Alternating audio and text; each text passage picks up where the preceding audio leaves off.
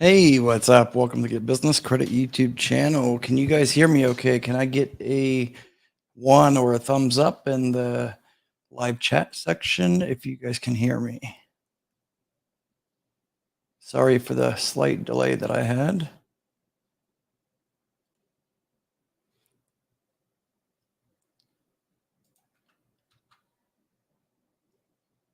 Just bear with me here.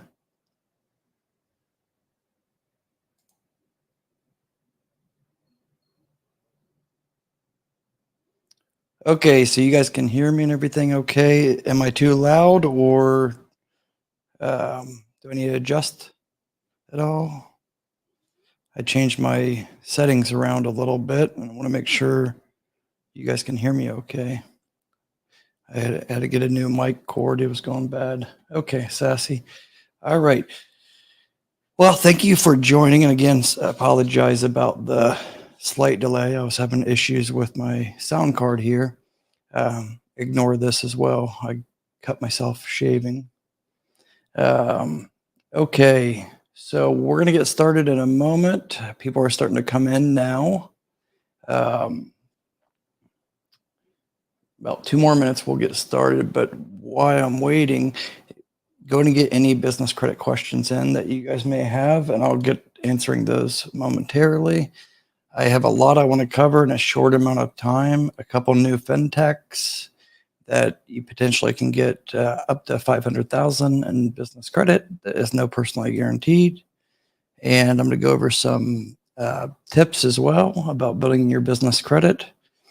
Especially if you're one of the new viewers or you just came across my channel, please hit the subscribe button if you haven't already, and all bell notifications are turned on. Also, get those likes up, like Doc said. Get the likes up, please. Appreciate it. It helps the YouTube channel, the algorithm, get out to a wider audience. Share the video as well. Facebook, TikTok, anything.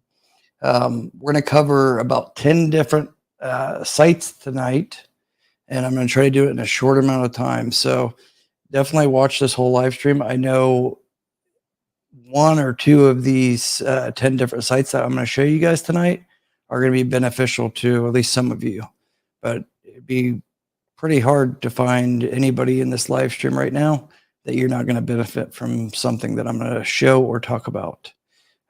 So if you're trying to build up business credit, or you're starting to build up business credit, or you're planning to start a business, this live stream's for you. For those that already been following all my past content and the recent content, just stay tuned because I have a couple of new fintechs that I've been talking about a lot recently that I was going to launch.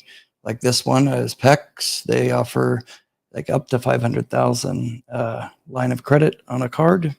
So we're going to get into that here in a minute. But get those questions in and we'll get started here in a moment, okay? I'm going to go through the comments as well. So get all those questions in real quick. Give me literally like 2 minutes and I'll be right back, okay?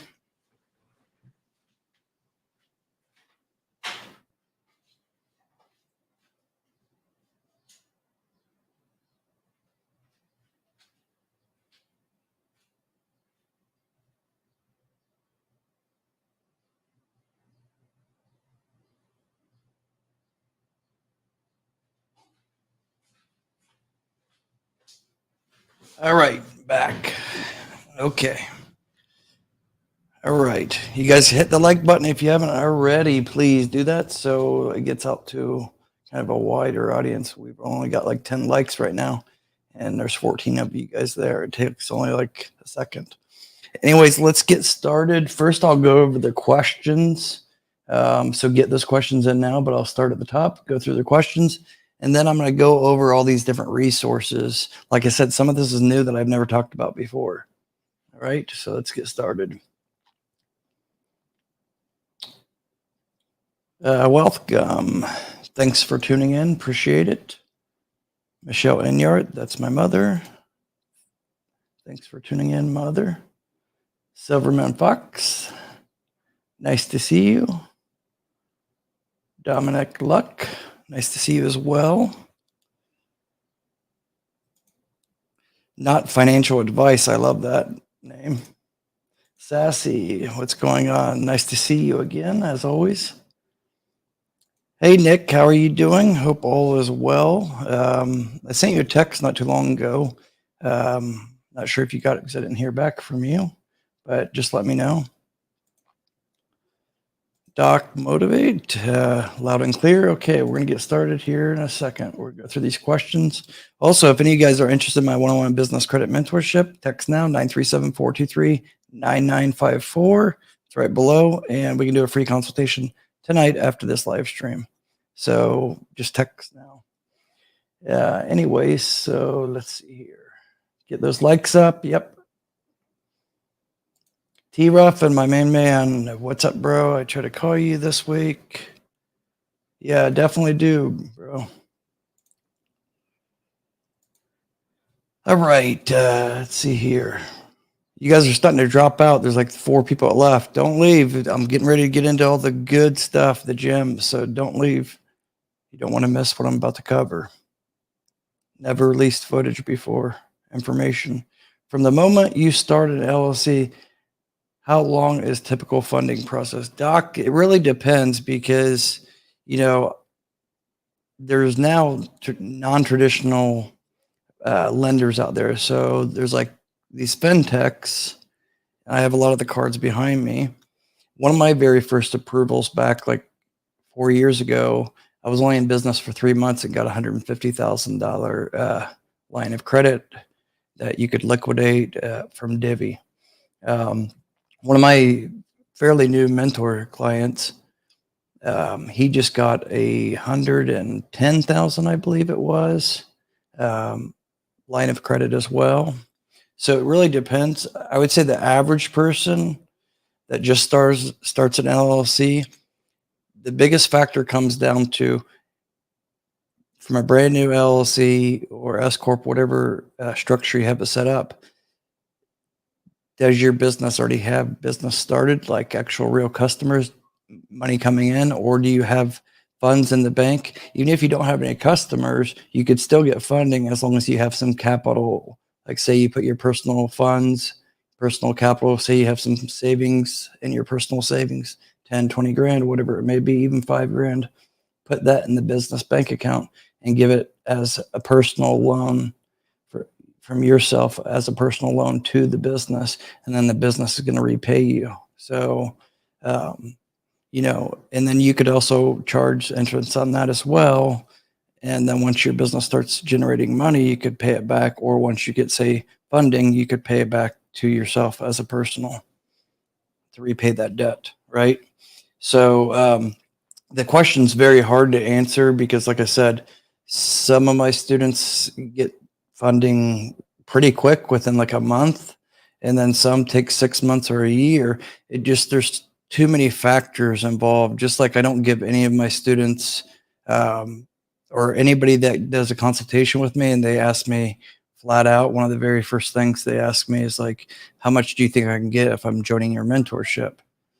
Well, that's very hard to answer, and I don't give even really a ballpark at all, just because, like I said, right now I have like 47, 48 current enrolled students in my mentorship program, and I would say 50% of those are very active building up their business credit, the tasks I'm giving them every week to do, and then the other half are just kind of doing it at their own pace. But the ones that are really dedicating an hour to 2 hours per week in my client portal doing the tasks that I assign based on your goals and your situation, they tend to get the best approvals, or I don't, excuse me, I don't want to say best approvals, but they start getting, and this is actually several of the new businesses, the new mentorship clients that I have, the students, a lot of them are brand new business owners. Some are already well established, but majority of them are new LLCs that just started, say, in the last month or 2 months prior to them joining the mentorship. Even I do have 4 or 5 students that didn't join the mentorship and didn't even have a business. They joined the mentorship and had me help them set up their LLC with the state records, EIN, all that. I can assist on that to a certain degree, website, all that, get that all taken care of. but you really need like 2 billing cycles, payment trade experiences reporting on Experian. That's the most important one. I want everybody right now, excuse me. I want everybody right now just to get something out of their head. I've talked about it before, and I'm really getting sick of repeating it over and over. Especially all the consultations I do on a daily basis, 10, 15 consultations every day. And I can only qualify sometimes not even one in one day. Typically it's only like 3 to 5 per week that I can qualify, because I want to make sure the goals are aligned with what I can really truly assist you and help you, achieve. That's why I have no negative reviews about my program. So, but stay tuned. This is not just for my program. Even if you don't want to join my program, I'm going to tell you all this stuff anyways. So, one thing you have to understand is that Dun & Bradstreet was important many years ago. Okay. So I hope you guys don't mind me kind of rambling a bit, but I'm going to explain something to you. So my dad's business was started in 1896. It's a spring and wire manufacturer in Ohio. Right. And I never really worked for the company. When I was a teenager, I did, but I just hated the job. So I, never worked there more than a couple months. But one thing I did learn back then, and this is when I was like 14, 15, when, typical manufacturing and those that offer lines of credit, whatever it may be, they didn't have really the internet. Even say 2004, even as early as that, say 2004, typical underwriters and manufacturers and vendor lines, they weren't really going online to check someone's business credit. They weren't doing that at all, because, the internet's fairly new in 2004. Yeah, it's been around, for a decade, but, it really wasn't commonly used so much. There's not a database that could go online back then. That was 20 years ago. 20 years ago, there wasn't really a robust database from the Experian business. There was no such thing as Experian Business Credit. I mean, there was, but it wasn't actually used. It was only used about 5% of underwriters. And same with Equifax. Equifax was not even used at all. So if you take all the different business credit bureaus that we have today, and then you take Dun & Bradstreet, 90% of the time, even 10, 15 years ago, Dun & Bradstreet was the one that was always pulled. Okay. So, and how that was used is every 3 months, Dun & Bradstreet would send like a Yellow Pages, similar, just like a Yellow Pages, big, phone book. It'd be like that thick and super tiny letters, A to Z, different companies all throughout the whole US, right?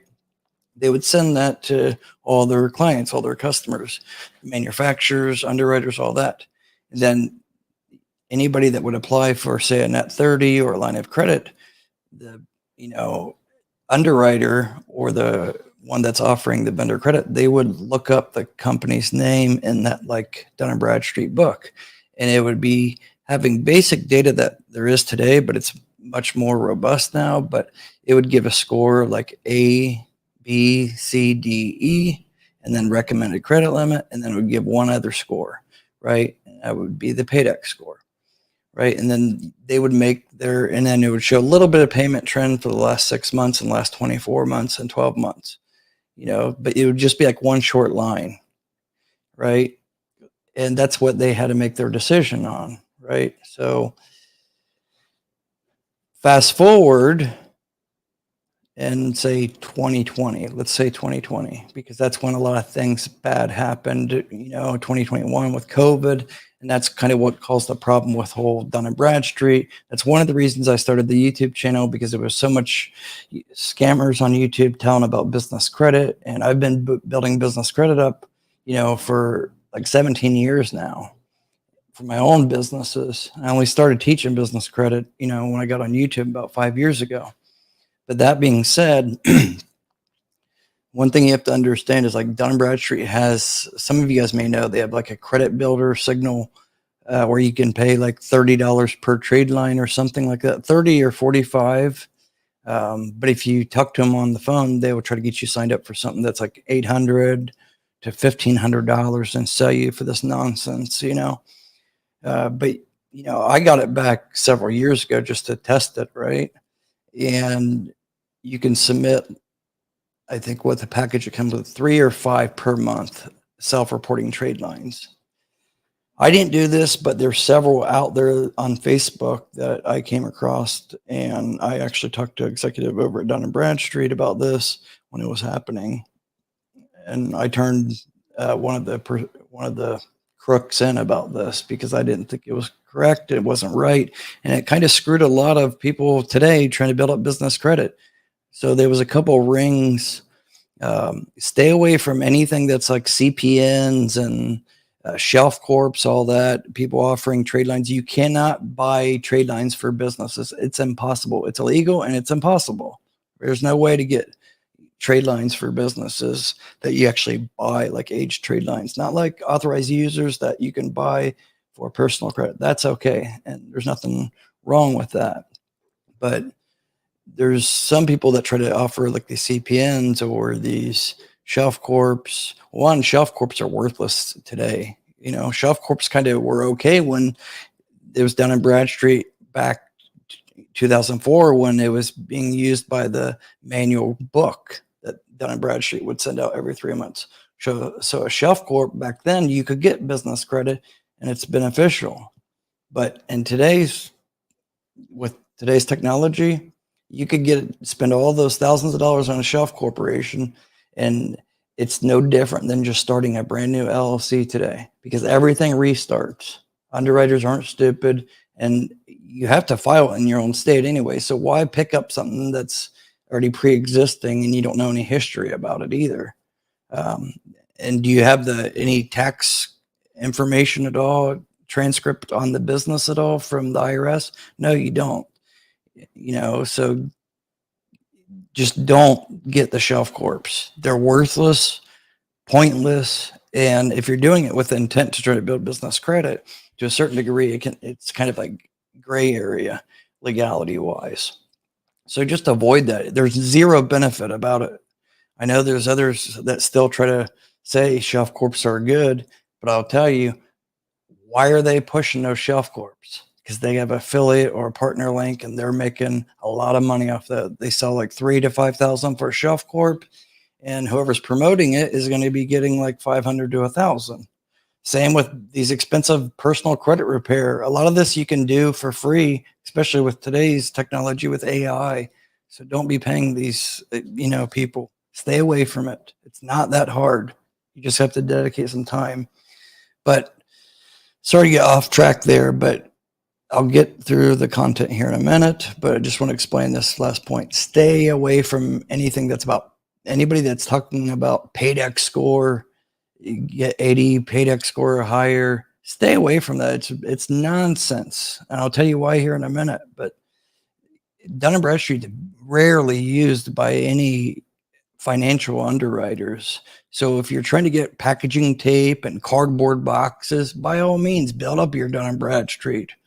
I'm not saying don't do anything, don't build up Dun & Bradstreet, but I'm saying don't put a primary focus on the paydex score, because that means nothing. You can have 100 paydex score and 20 trade lines on Dun & Bradstreet, but it's not going to get you much, you know. You need to build them up all kind of evenly if you're just starting off, right?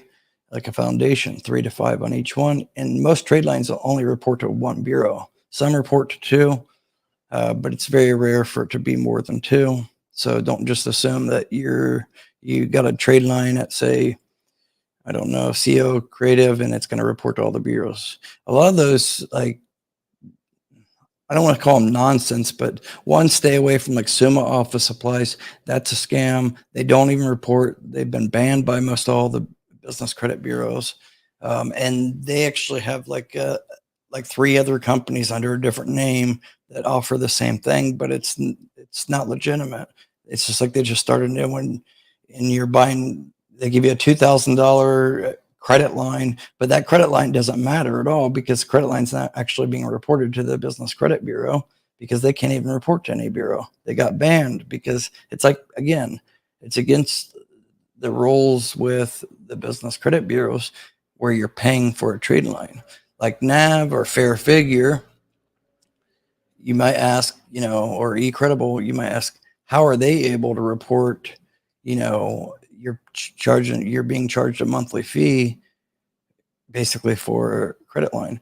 Well, they're not really giving you a credit line and they're providing a service to you and you're on an auto pay. So that's how they can report that payment. And it's just like a utility bill type payment, right?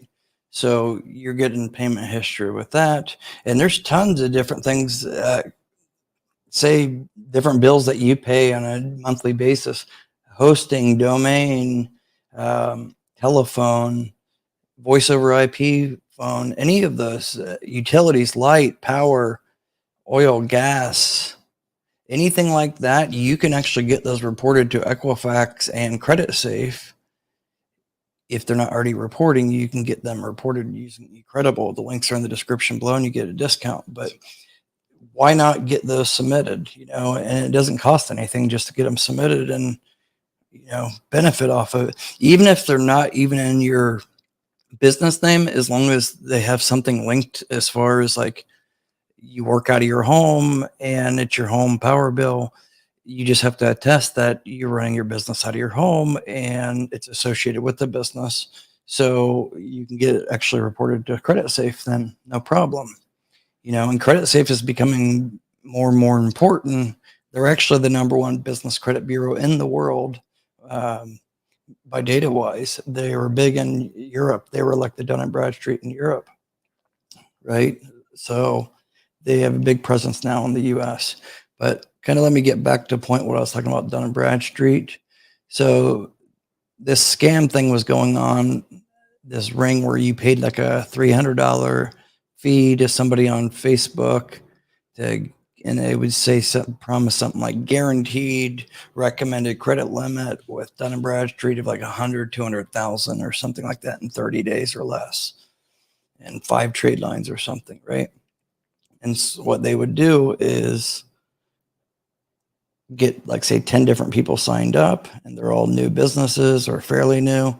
And then they would put all that data on a like an Excel spreadsheet or a private group on Facebook. And then the person that was doing all this like manipulating would say, okay, business A that just signed up with me and paid me $300, and then business B that just signed up and paid me $300, put in this information about each other business, and then business C that signed up. It's like they would tag each other and submit it through self-reporting on Dun & Bradstreet. And they would just Dun & Bradstreet would verify it and call, and they would actually be calling one of the other customers that signed up for this manipulation thing. So what happened by that is, during COVID time, a lot of financial underwriters were actually using Dun & Bradstreet to make credit decisions.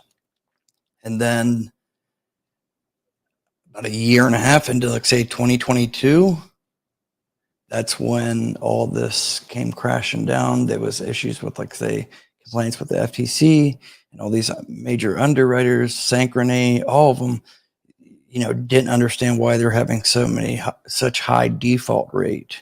I see a lot of people leave and don't leave. I don't know if you guys are leaving because of the presidential debate, but don't leave. I have good stuff. Sorry if I'm rambling too much. I'm just trying to cover all this, so don't leave.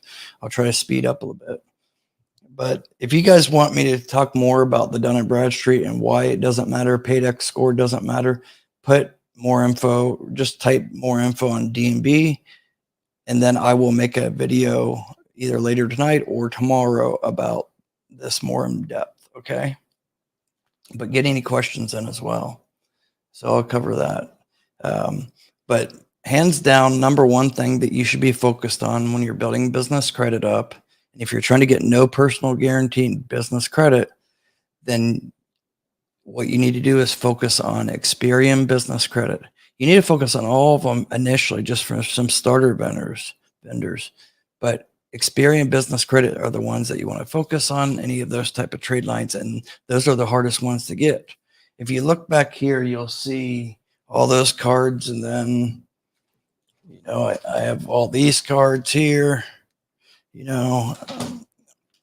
American Express, invite only black card. So how you get all that, of course, the American Express is personally guaranteed. So is my other 11 American Express cards.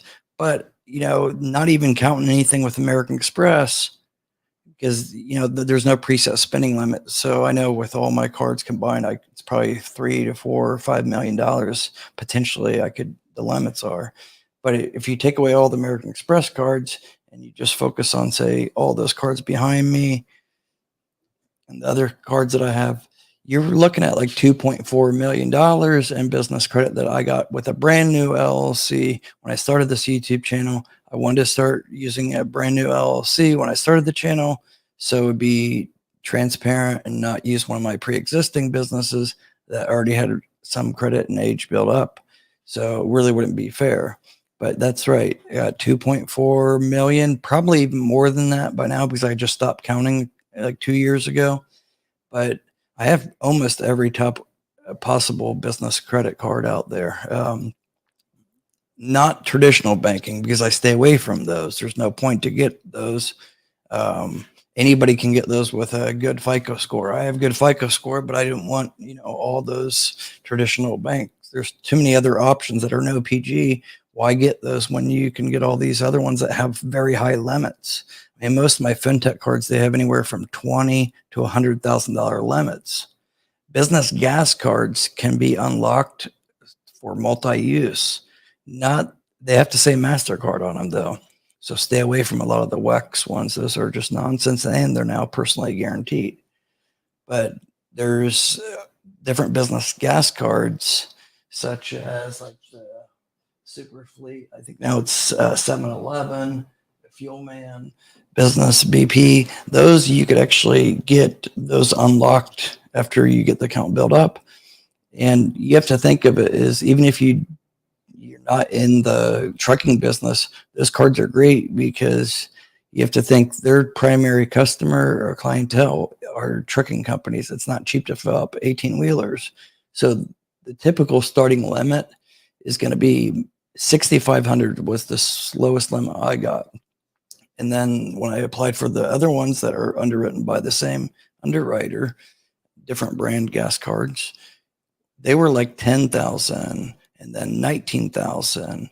And then I got limit increases within like 30 to 60 days because of usage very quickly, where combined, like those 4 or 5 business gas cards, combined limits were almost like $200,000. Actually over 200,000. Now that I think about it, on the 5th one got an increase. So, I mean, if you just take like, say, 10, 12 cards that I have, and half of them are fintech that base off your business income or your business banking activity, and then the other half, say 7 or 8 cards, base 100% on your Experian Business Credit report. But those 15 cards combined are almost like 800,000, 900,000 in limits, and they could all be liquidated potentially. Of course, you have to pay it back quickly, because most of them are like 30-day terms or 45-day terms, but you can use one to pay another, and, keep doing that. That's, one way you could do it. And those are going to be reporting the balances. Another thing good about business credit, you guys have to understand is, so, on personal credit, scores come down, and your personal credit comes down to like 5 factors: account mix, your utilization's the number 1 factor. On business credit, comes down to like 80 different factors and points, right? And it's too hard to even go through all those. That's why with, each bureau, there's like 3 to 4 different scores as well. Stability risk score, Intel score, you got your Paydex score, but each bureau has like anywhere from 3 to 4 different scores. You know, Experian, all the personal scores, you just have one score. That's FICO. Vantage 3.0, that doesn't even matter. But yes, I mean, on personal, let me correct myself. There is different FICO versions, but you have to do some digging to look at those, and you have to get them from my FICO. But the actual standard FICO score is going to be, your Experian FICO, right? So, and I'm not going to get into all those scores and stuff, but I guess the point I'm trying to make is, so, with just Experian individually, right? When you look at that report, hang on a second, like camera just zoomed. Okay, I don't want to get too deep about this on, Experian and stuff as well, because again, I'll get sidetracked and this will be another hour topic. So let me just make a note here. I'm going to make a video about this more in depth because I do want to cover all these other websites as well. But bottom line is with personal credit utilization, you want to keep below 3%. That's kind of a golden rule. That's like when I pay my credit cards off down to zero, I actually take a little few drops points wise. I pretty much hover around 805 to 815 with all three bureaus. And when I pay down to zero, it actually gets down to like 798, around that, 790, somewhere in there, right? So, but it's been so long since I've even done that.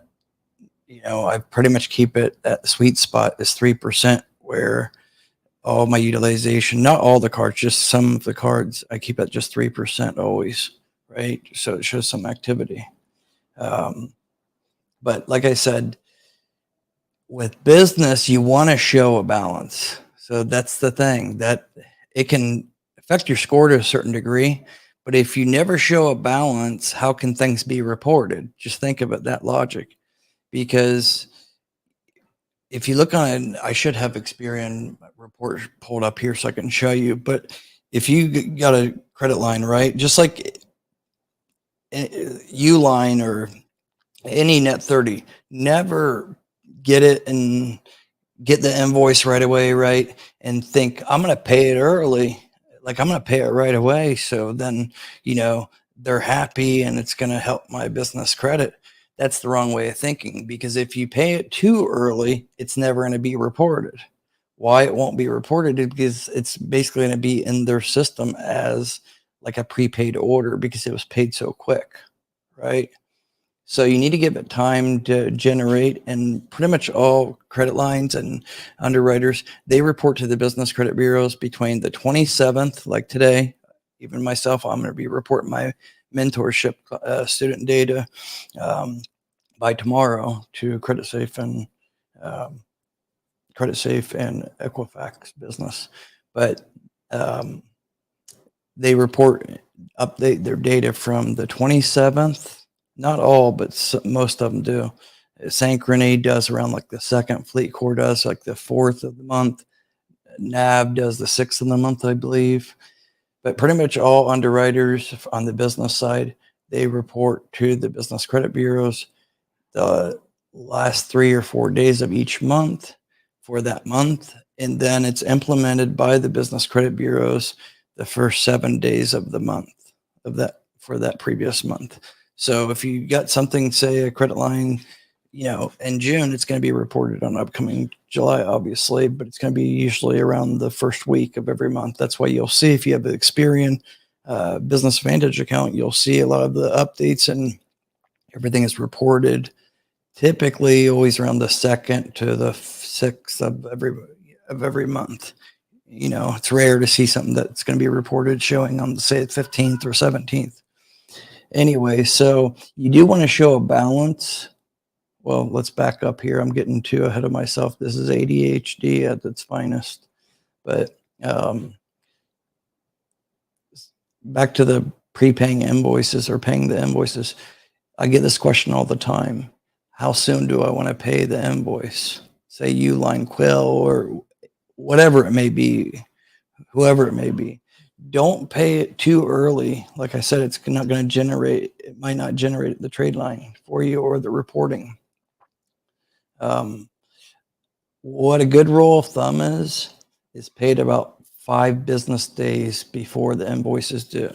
So if it's due, say, on a Friday, let's just say tomorrow, it's due on Friday the 28th. I would pay it no later than, say, Tuesday the 25th if it's going to be a instant payment. But if it's going to be like ACH, then I would pay it, 5 to 6 business days earlier. So um, just never pay it, more early than, say, 7 days, because you're taking a risk of it being labeled as prepaid, you know. And some of these underwriters and net 30 vendors, they'll start to get a pattern to see, like, if you're purposely always paying early, they're going to say just prepay it in the future. You know, they're not stupid. They can see if you're trying to manipulate, the business credit bureaus as well. Um, Dun& Bradstreet can be easily manipulated. That's why it's rarely used now as the primary underwriting decision factor. It is still used, but it's not used anywhere near as much as it was before. So if you're trying to get all these cards or any of these cards, focus on your Experian Business Credit. However, getting those trade lines are very, I don't want to say very hard, but there's, for every one Experian trade line you can get, there's like 20 Equifax, right? So it's a lot easier to get Equifax and credit safe trade lines. However, just think of it this way: if you're trying to get business credit cards, anything financially related, then it's going to be pulled by Experian. If you're trying to get, say, vendor industrial type supply, computer parts supply, like the Dell business line of credit, that's pulled through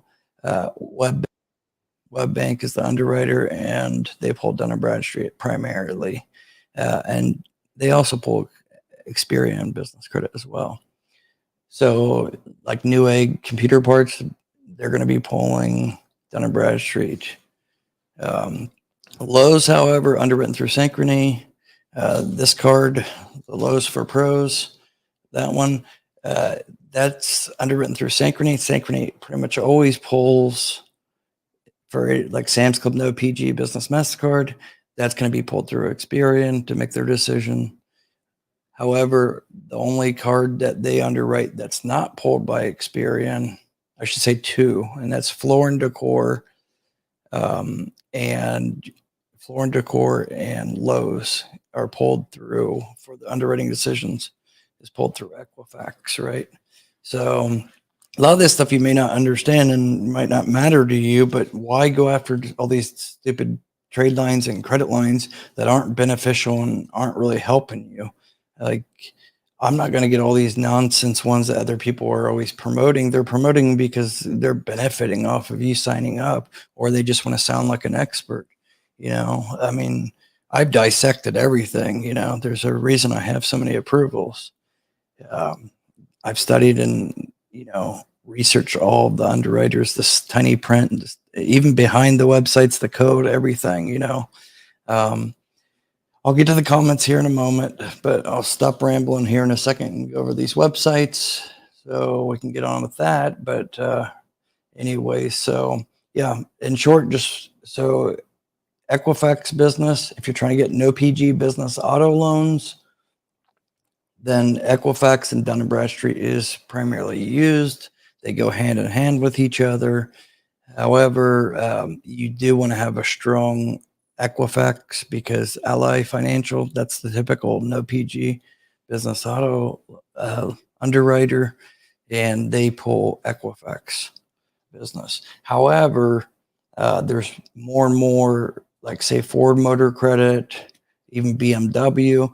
You're starting to see more and more approvals recently that are no PG business auto loans lenders. However, those are a little bit harder to get. Ally's by far the easiest, and you only have to be in business. Even I've seen people get approved only in business for 6 months. Ideally, you want to be a year or more, and have solid trade lines across all of them.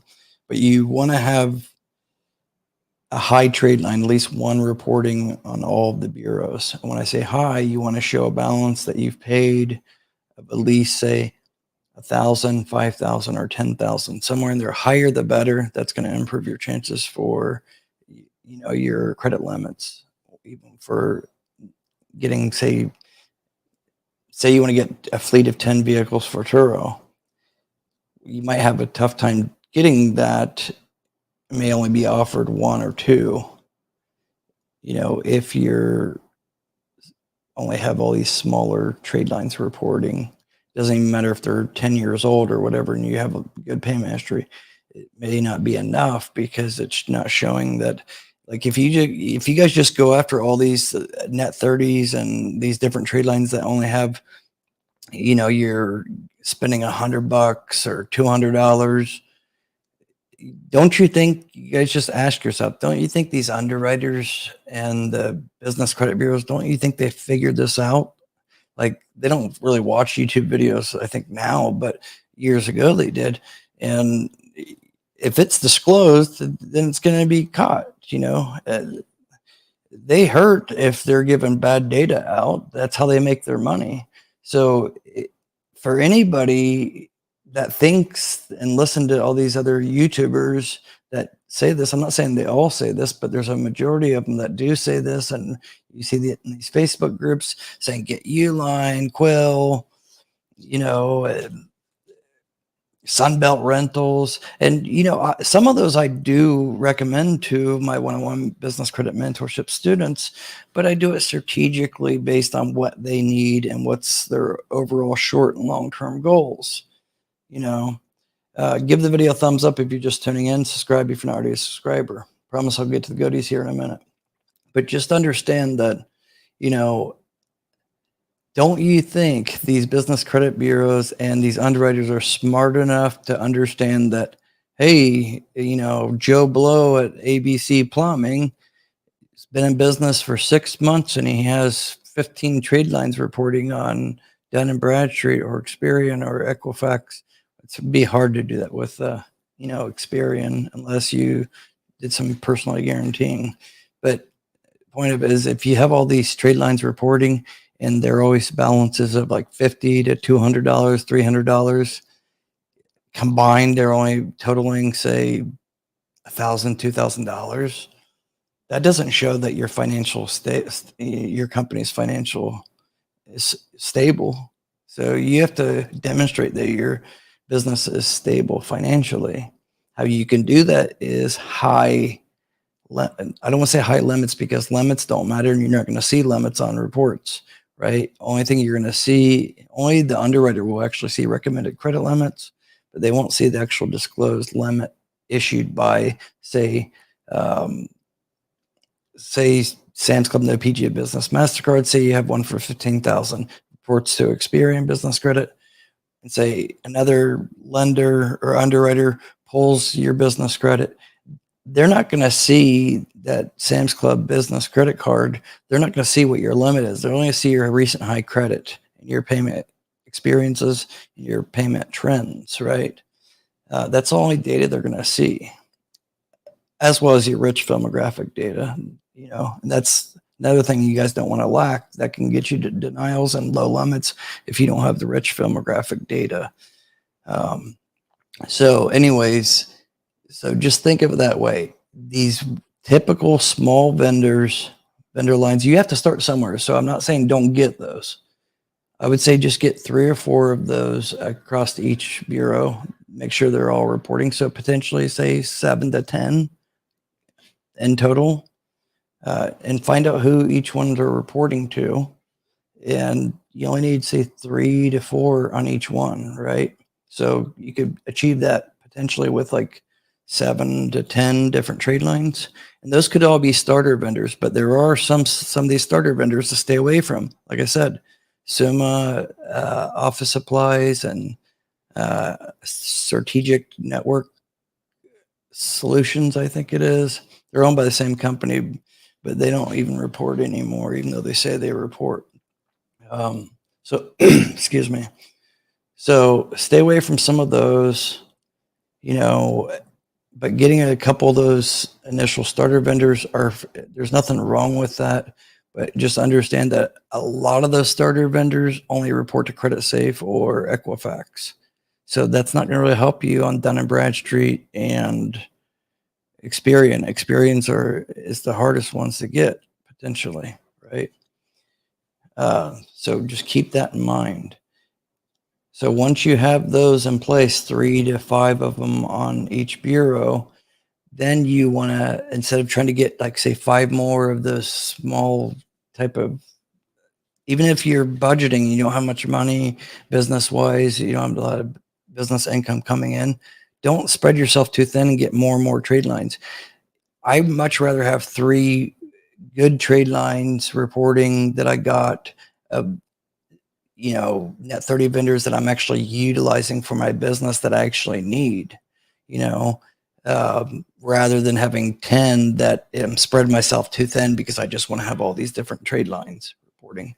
That's not going to help you. And they can see right through it. The underwriters and the bureaus, they notate that there's a scoring pattern in there that's how they determine if you're high risk or not. So if you have a lot of different accounts, and they're not showing either balances or they're not showing much usage, say $50, $100, then that's going to increase your stability risk score. So you need to have some high limit ones and good account mix as well. So what I would say is you really want to get one that you can use and that's going to be a report to Experian or Dun and Bradstreet. Those are the 2 most important, in my opinion. Obviously, all of them. It depends also, again, what your goals are. If you're trying to get the, auto loans, no PG, then don't even worry about Experian for this particular trade line that you're trying to achieve. But at very minimum, you need to show at least $1,000 balance and that it's paid, right? That's being reported. So that could be a Sam's Club, no PG business MasterCard, if you're doing it on Experian, right? Lowe's, they give you 55 days and 5% off with the Lowe's commercial account, right? And that reports to, that actually reports to Dun and Bradstreet, all 3 bureaus. So that's a good one. And even if you personally need to use it for your personal and then pay your business back with it. You could do that too, right? There's so many creative ways to do it. And then you have those high trade lines starting to report, and that's going to get you a lot more of these approvals. And like I said, out of the 2.4 million that I got in business credit, it took me about 16 months to get those with a brand new LLC. And it only took me about 4 months to get over 6 figures, right? And out of the 2.4 million, I want to say at least 800,000 of that is no personally guaranteed whatsoever. Maybe even more than that, but I know at least 800,000 is no personally guarantee. So I kind of rambled a little bit too much than I thought I was going to, almost 1 hour. So let me get in. I'm going to just go over these quick sites here real quick that I want to show you. The links will be in the description below if you want to sign up or apply for any of these. Just use those links. They'll take you, I think I have like 7 links below there. Some of them are partner links and some of them are not. So this one is called PEX. They've been around quite some time now, but it's not really been heard of. Not anybody's really promoted it because there's no, before they charged a fee to use it, and it was like a expense management and you had to pay. They didn't offer any type of credit line, right? It was like a prepaid card for your business. You could do employee spend control, right? So now they actually offer lines of credit. So let's go over that. The link is below as well. Use this and you're actually going to get discounts. They do charge a slight fee, but you're going to get, I think it's 6 months free. And even if you don't have business credit built up, you can still get this because they offer like a prepaid version, and that can help you too get graduated into the unsecured, right? So let's go over that and look at it. See, there's prepaid expense. So anybody that's brand new that doesn't have any income to show, then you could qualify for this, no problem. Get it because, you know, it's going to help you with this underwriter. I always tell you guys that how important an interbanking relationship is, but you could get this. But even when you apply, you can apply for both, and it's not going to hurt. Even if the worst they can do is come back and say you're denied for the credit expense. But let's go over this real quick. There's no credit check too. Okay, so here it is, PEX credit expense. I'm gonna make a video probably tonight or tomorrow about this. Uh, Real quick, I just want to plug this real quick. Anybody interested in the one-on-one business credit mentorship? I got a couple more students. I'll show you the client portal here in a minute. It's 30% off. I actually thought I took that away and didn't no longer doing the 30% off because I've had such high demand. However, I will honor it since I forgot to change the banner down here. So just text right now 937-423-9954 and we can schedule either a quick phone consultation tonight, or we can do one tomorrow and see if you're a good fit and see if you would qualify for my mentorship. Anyways, so back to this. PEX credit expense corporate cards with incredible control. And real quick, anybody that put in a business credit question, I'll get to those here in a second, promise. Corporate charges that come with greater flexibility, simple application and approval process. Apply now and receive 250 back on your first purchase. So that's what's good about using the link that I have down there. That's my partner link. That's why if you go to it, it says like you've been referred, and that's my referral link. See, you get special pricing for the ambassador referrals because I'm an ambassador with them, strategic partner. So you're going to get not only 250 back on your first statement purchases, and then you're going to get discount too. I think it's 6 months free because they do charge like $4, I think, per card, but 6 months or so free, I think it is. We'll cover that here in a minute, but you don't even need to request a demo, right? So you could just hit apply now, but let's go over it real quick. Wider merchant acceptance. It's a Visa. You get savings. It's the same thing that all these expense management programs are using. Fintech companies are using. Control card usage. I'm assuming most of you guys already know what these different expense management platforms are. Just each one's a little different. You don't have to use it. They're just free. Most people just want to use the credit line. So let's go down here. Why it works for organization. Instantly funds and allocates. So this, like I said, this will work for even those that are doing the prepaid or getting a line of credit, or you can do both. It doesn't hurt to do both. Why not? It doesn't cost anything, more to have both. So let's see here. I'm not going to go over all that. It's pretty much, self-explanatory. So what is the credit expense? It's a complimentary program that offers a non-revolving line of credit for small to medium businesses featuring weekly or monthly auto repay. So payment is due at the end of each statement period. So, I know some of you guys might be saying, oh, it's only weekly. No, they do monthly as well on auto pay.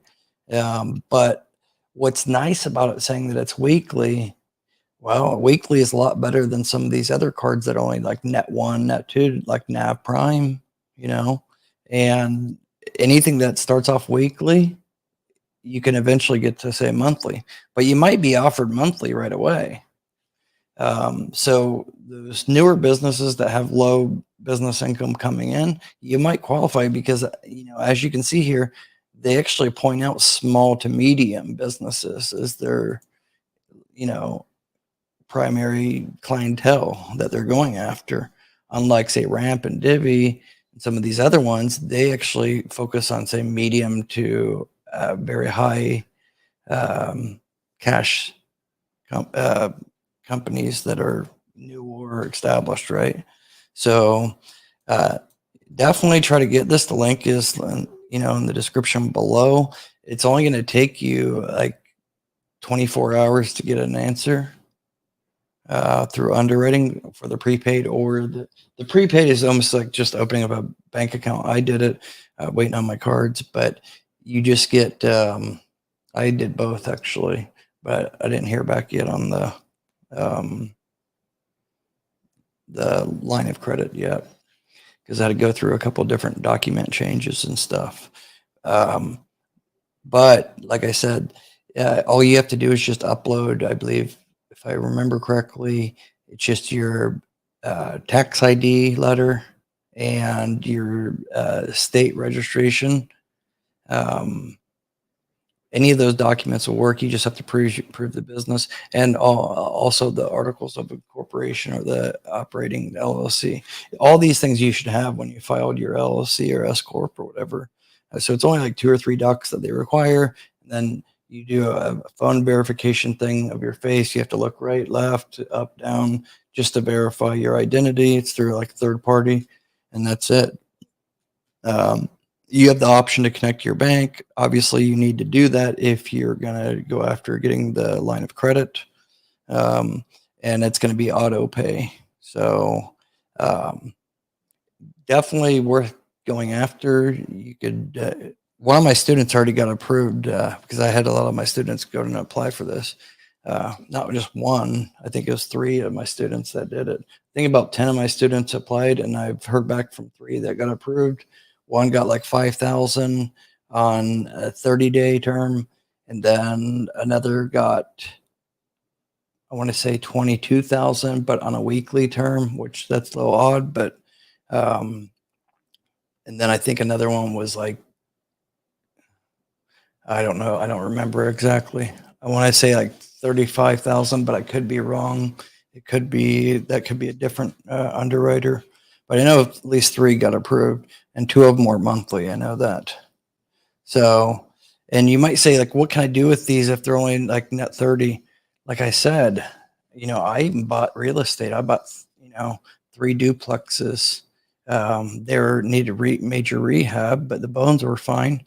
But I bought 3 duplexes a couple years back using these different net 30 fintech cards and business gas cards. I liquidated them for what I needed, about 6 figures for these properties, right? And then I used other cards like the Home Depot and Lowe's to, get the materials. And then I paid out a contractor to do the work. And then with that, when it came time 30 days later, keep in mind, I paid basically cash by liquidating these cards, paid cash for these 3 different duplexes, have them on Section 8 now. They don't earn major money, but, like a little over 3,000 a month after property management fees and everything. And that's paid it back pretty much completely, but essentially I paid cash for them, did the rehab. They're worth over 3 times more than what I paid now. But when it came time for those 3 different cards I liquidated, about the properties with, to be due, then what I did is I liquidated other different cards through different underwriters or whatever. I shouldn't maybe disclose this, but because it's part of my strategic methods. I'm not saying do this, but it's just a thing that I tested years ago to see if it would work, and how beneficial. Regardless, you have to pay it back. It's just like when you do these different card liquidation to pay for things, you do have to pay some fees, and those can be like 3 to 5%. But it's an option that you can do. But just make sure you have the funds to pay it back, because you don't want to get caught up and then get over your head like a lot of people do on personal credit, and take up bite on too much than they can handle.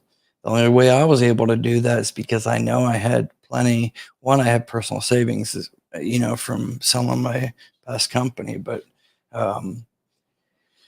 I knew for a fact that if worst came as a worst, I have 30 other lines of credit that I could make do to take care of it. So I definitely wouldn't do something like that if you only have, say, a handful of lines of credit, and you haven't really thought the whole process through. So just keep that in mind. But you can leverage so much business credit where you're never using any of your own money, period. You know, and keep in mind, I got over 6 figures and my business wasn't making any money because it's a brand new business. The only thing I was reporting is just the ad revenue from YouTube, so it wasn't a huge amount back then. Of course, it grew over time. But anyway, so that's this one. Like I said, can I get more time to pay? No, you can't. It's just ACH. Can I prepay my balance early? I don't know why you'd want to do that, but there's information there. So the PEC's current expense and disperse offerings are both prepaid accounts. A customer has to pre-fund their account and then load funds onto their cards. The credit offering allows customers to spend on the card and then pay it back the current balance at the end of the week or statement period. I don't really understand if they say they're both prepaid accounts, because it's not prepaid, because they contradict their stuff right here. So I don't get that. How does this different from prepaid expense? So wide merchant acceptance. So there you go. Improved cash flow. And that's all it comes down to, is the improved cash flow. That's what I was talking about when I bought liquidated cards to buy these 3 different duplexes that were really good price that I just had to act on quickly and didn't want any personal liability and it on me at all. And I wanted to help build business credit with it too, because when you liquidate some of these cards and you're paying it back, I purposely let it report as high balance because it really doesn't hurt your score very much, and it's just a temporary thing that you can adjust pretty quickly, get it back up. Scores aren't so much important. What's important is what's on the report. You want a good account mix and payment trends, all that solid. It's kind of like what's in the sandwich. Having a plain cheeseburger isn't as appealing than having one loaded with all the condiments, right? So that's the best thing I can kind of use to kind of explain it. So I wanted to show purposely a 40,000, a 50,000, a 30,000 outstanding balance for these different credit card accounts that I had. I never paid it late. I always paid a couple of days early, but I purposely let it report, because then the next month when they update, it's showing those are paid down to 0. So that shows, geez, this company's very healthy and it's a fairly new company. And then it would be reporting 2 other lines that were 0 balance, and then those had high balances on it because those were the funds that I used to liquidate to pay back the other ones. So, I'm not saying you guys have to do this at all, and I wouldn't advise anybody to do it without talking to me and, before doing it, because you can shoot yourself in the foot too. That's just one way that you could do things if you're in the position. Most people are not in the position to be doing that. Doesn't matter what you have, but you're probably not in the position to be doing it.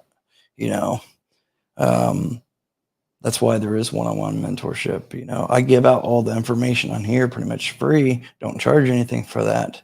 But unless you know how to leverage it and strategically use it, then you got to put time is money, and you have to put all the pieces together. That's kind of what the mentorship is. It's one-on-one based on what your goals and situations are. So that's why.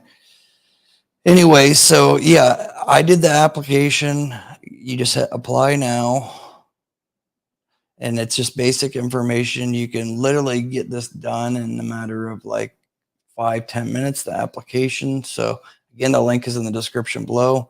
You're going to get $250 first statement credit for the first month, I believe it said. And then if there is any fees, I believe it's $4 per card. So only get like 1 card unless you need more. You can do the prepaid and the credit expense. And on the application, there's a section to select both, that you want to apply for both at the same time. So I would do that. And there's no credit check. no personal credit check at all. So it won't affect your personal credit score at all. This is only strictly on your business, no PG. So that's that one. So, and anybody, if you guys apply for this, put it in the comment section. Let me know the outcome, or put down that you just applied and it's pending, just so you can get a feel for it. All right. Anybody that needs I'm going to cover the rest real quick now, and then I'll get to the comments. Anybody needs a website at all, new website or redesigned, links in the description below. It's only $149 for this. It's a good company that's going to, don't expect an elaborate big, like, Shopify store, but just to have that image for manual underwriters is very important. So if you don't have a website, or you have some generic ridiculous website that looks outdated or something, or even some of these ones on Fiverr are a little bit bad spelling, done by somebody in, say, India. Some are good, but typically those are going to be like $50 or so. But this is only $149, and you get your website. They set everything up for you. They do edits, all that. What's nice about it is you can literally just a professional done for you website with VIP support. And you have the right to actually edit it too, adjust it. So that's what's cool. They will help you build it. They'll get it built, and then they'll help you with the domain, email, all that. And then, because that's all very important to have private business email. If you're using Gmail for your business email and you're applying for business credit lines, you might think twice about that, because there are some underwriters that will literally decline you, not approve you. It doesn't matter if you have a lot of business credit built up, they could still decline you based on not having an online presence and not having a generic. If you have a generic email like Gmail or Yahoo, that could hurt you too. So it's only $149, so that's the only reason I'm even recommending it. See, because the websites, if you really get a professional website, you can be spending so much money, thousands. I used to do it for a living, 15 years ago, 10 years ago. But with them, you get hosted. They do everything, and you got support. And right now, it was like $5.99, but it's only $149 right now. Okay. So, but if they try to upsell you other things, I would stay away from that. Just get the one for $149. If they try to upsell you for other services or something, just decline, So the link is in the description below if you want to sign up for that. Next thing, real quick, I'm just kind of breeze through these real quick. I've made a video already about loot.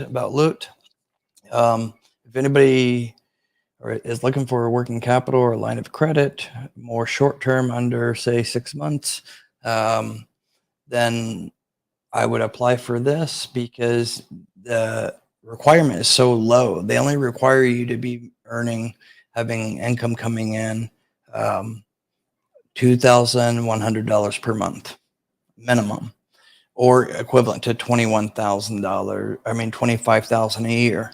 Most of these underwriters for like business actual lines of credit, BLOCs, are typically going to require 10, but now it's like most of them are requiring like showing 6 months of 20 to 30,000 in gross business revenue per month before you could even qualify for any business loans. But this one is they self-fund it. The founder and his partners, it's all self-funded.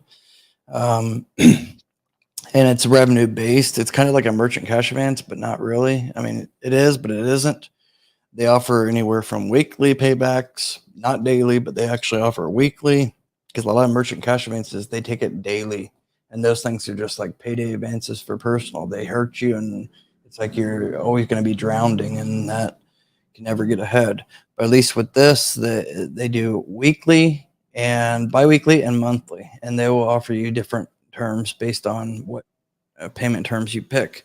So it's going to cost more if you're going to do monthly than if you do weekly. The loan rate's going to be lower. But I would definitely apply for this, even if you don't really need it, just to build up that interbanking relationship with this underwriter, because they are going to start to offer business lines of credit that is actually 12 months, 24 months longer term. And they're, I found out from the CEO founder that they're only going to be offering that here in the very, very near future. And they're only going to offer that to those that are past clients, and they've only been around for a short time. So it's going to be like kind of beta tested, first offered, invite only to those that have already done business with them, that already took them, a loan out with them, a short-term loan. So there's no credit check, no personal guarantee whatsoever, nothing like that. And then they just draw it weekly or biweekly or monthly. And if you pay it early, that's why I said if you don't really need it or you're able to, get a loan, even if it's like say 5 or 10,000, 20,000, whatever, and then just use that money to pay it back, and then pay it back early, just to build up that relationship with them. It doesn't hurt because then you're going to benefit from their line of credit that might be very attractive later, and you're going to get lower points later too on the second time loan. So you get payment skips too. That's what's nice. You never hear about that, but they let you skip payments for on-time payments. And then cashback rewards they give you, level up, pay off early and save, no prepayment penalty, no minimum FICO required, only need 25,000 in annual sales, and 6 months in business. So the requirements are by far lower than others. So if you want to apply, just click the link in the description area below. That's that one. The other ones I'm just going to cover real fast here.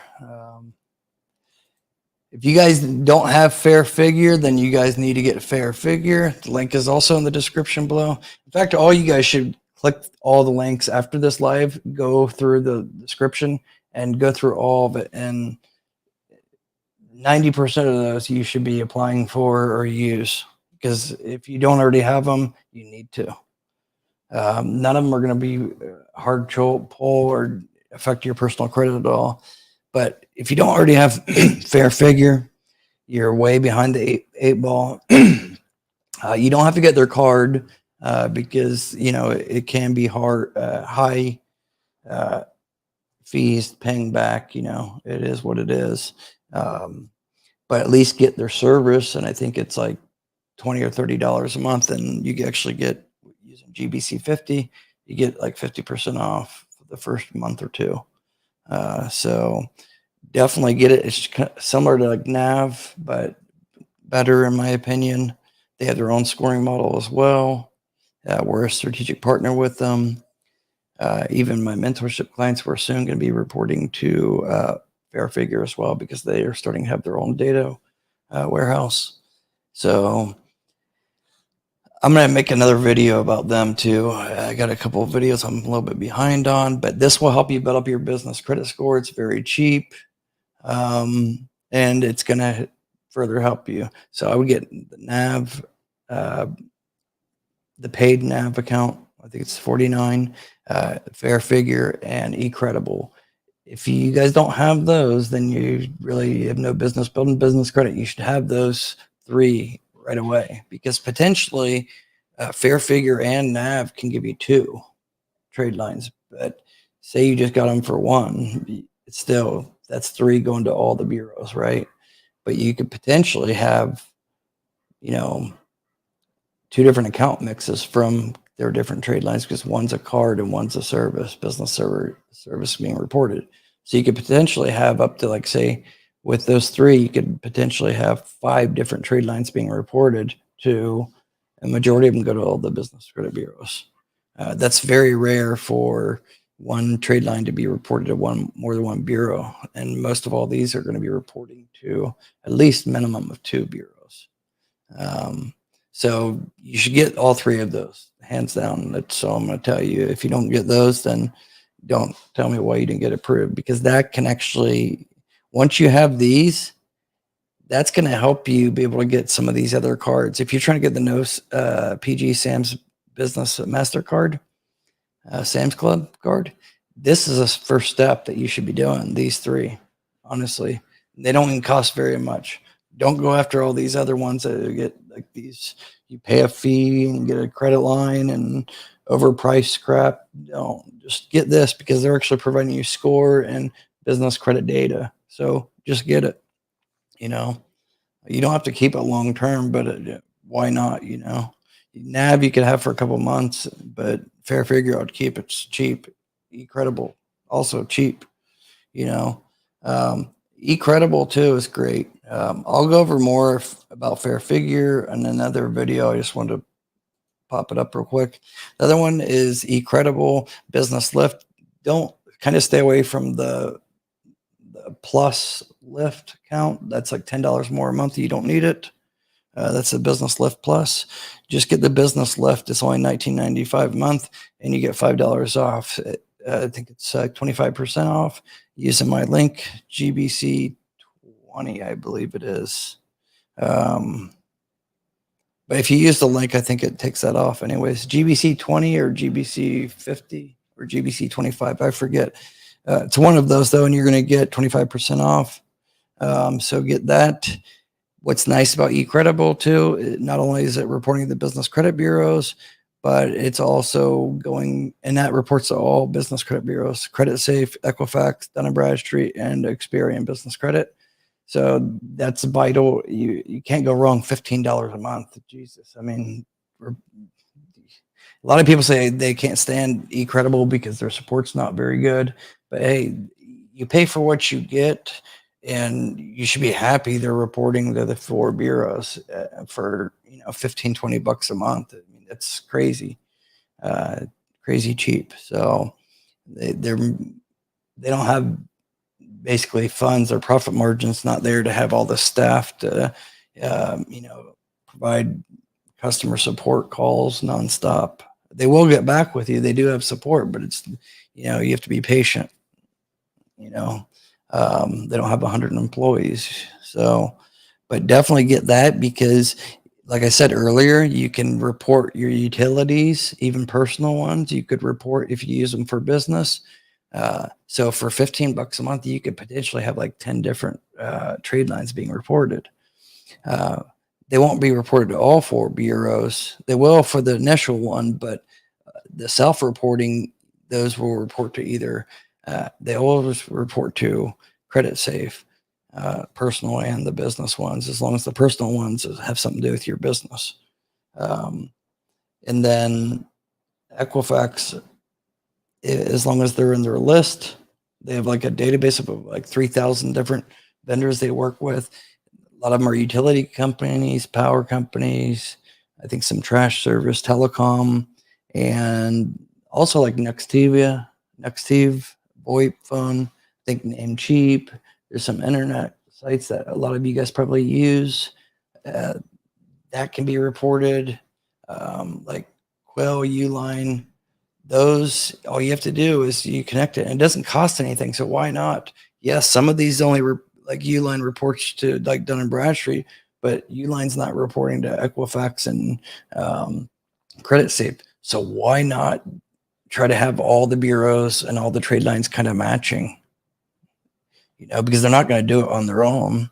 There's no point for Uline or underwriters and stuff to report to all the bureaus. They're only going to report good and bad payments to 1 or 2 bureaus. That's it.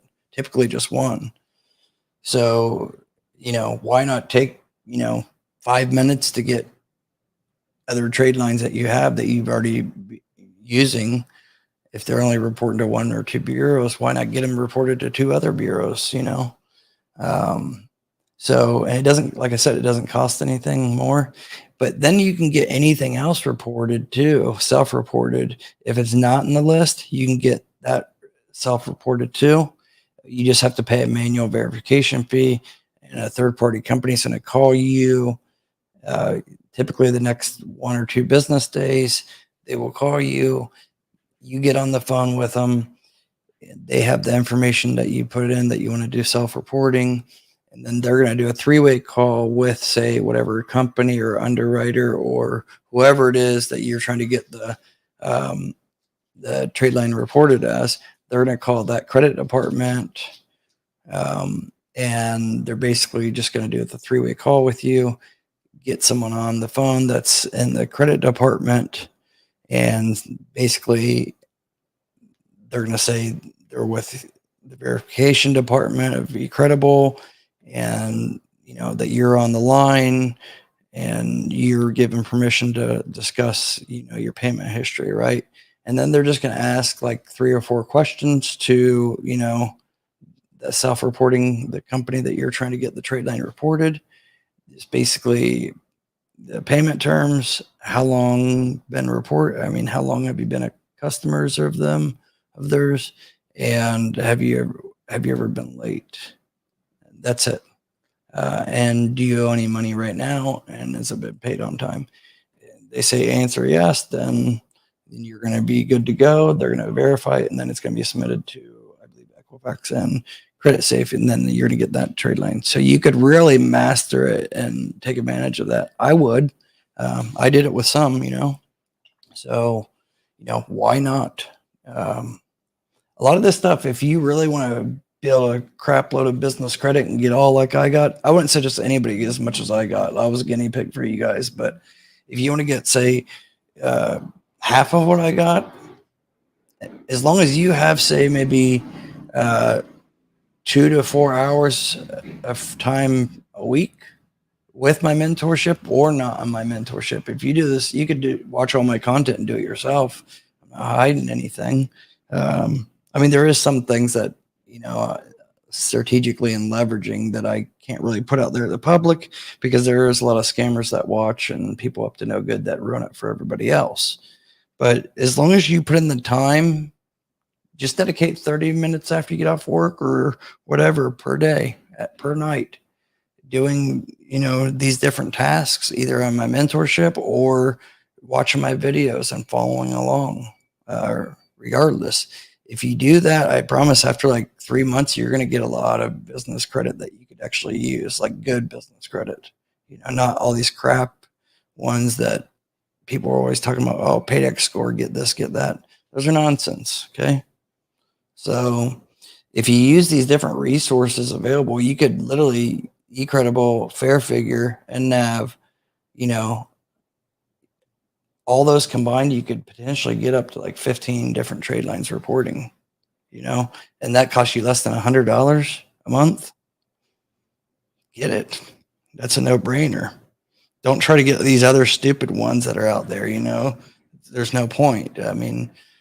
Some of those other starter vendors, also Red Spectrum, I've been hearing more and more about it. I've known about them for years, but some of my mentorship students recently had paid them a lot of money, and they kind of screwed them over. So stay away from that company. I'm going to make a video about them here soon, so stay away from them.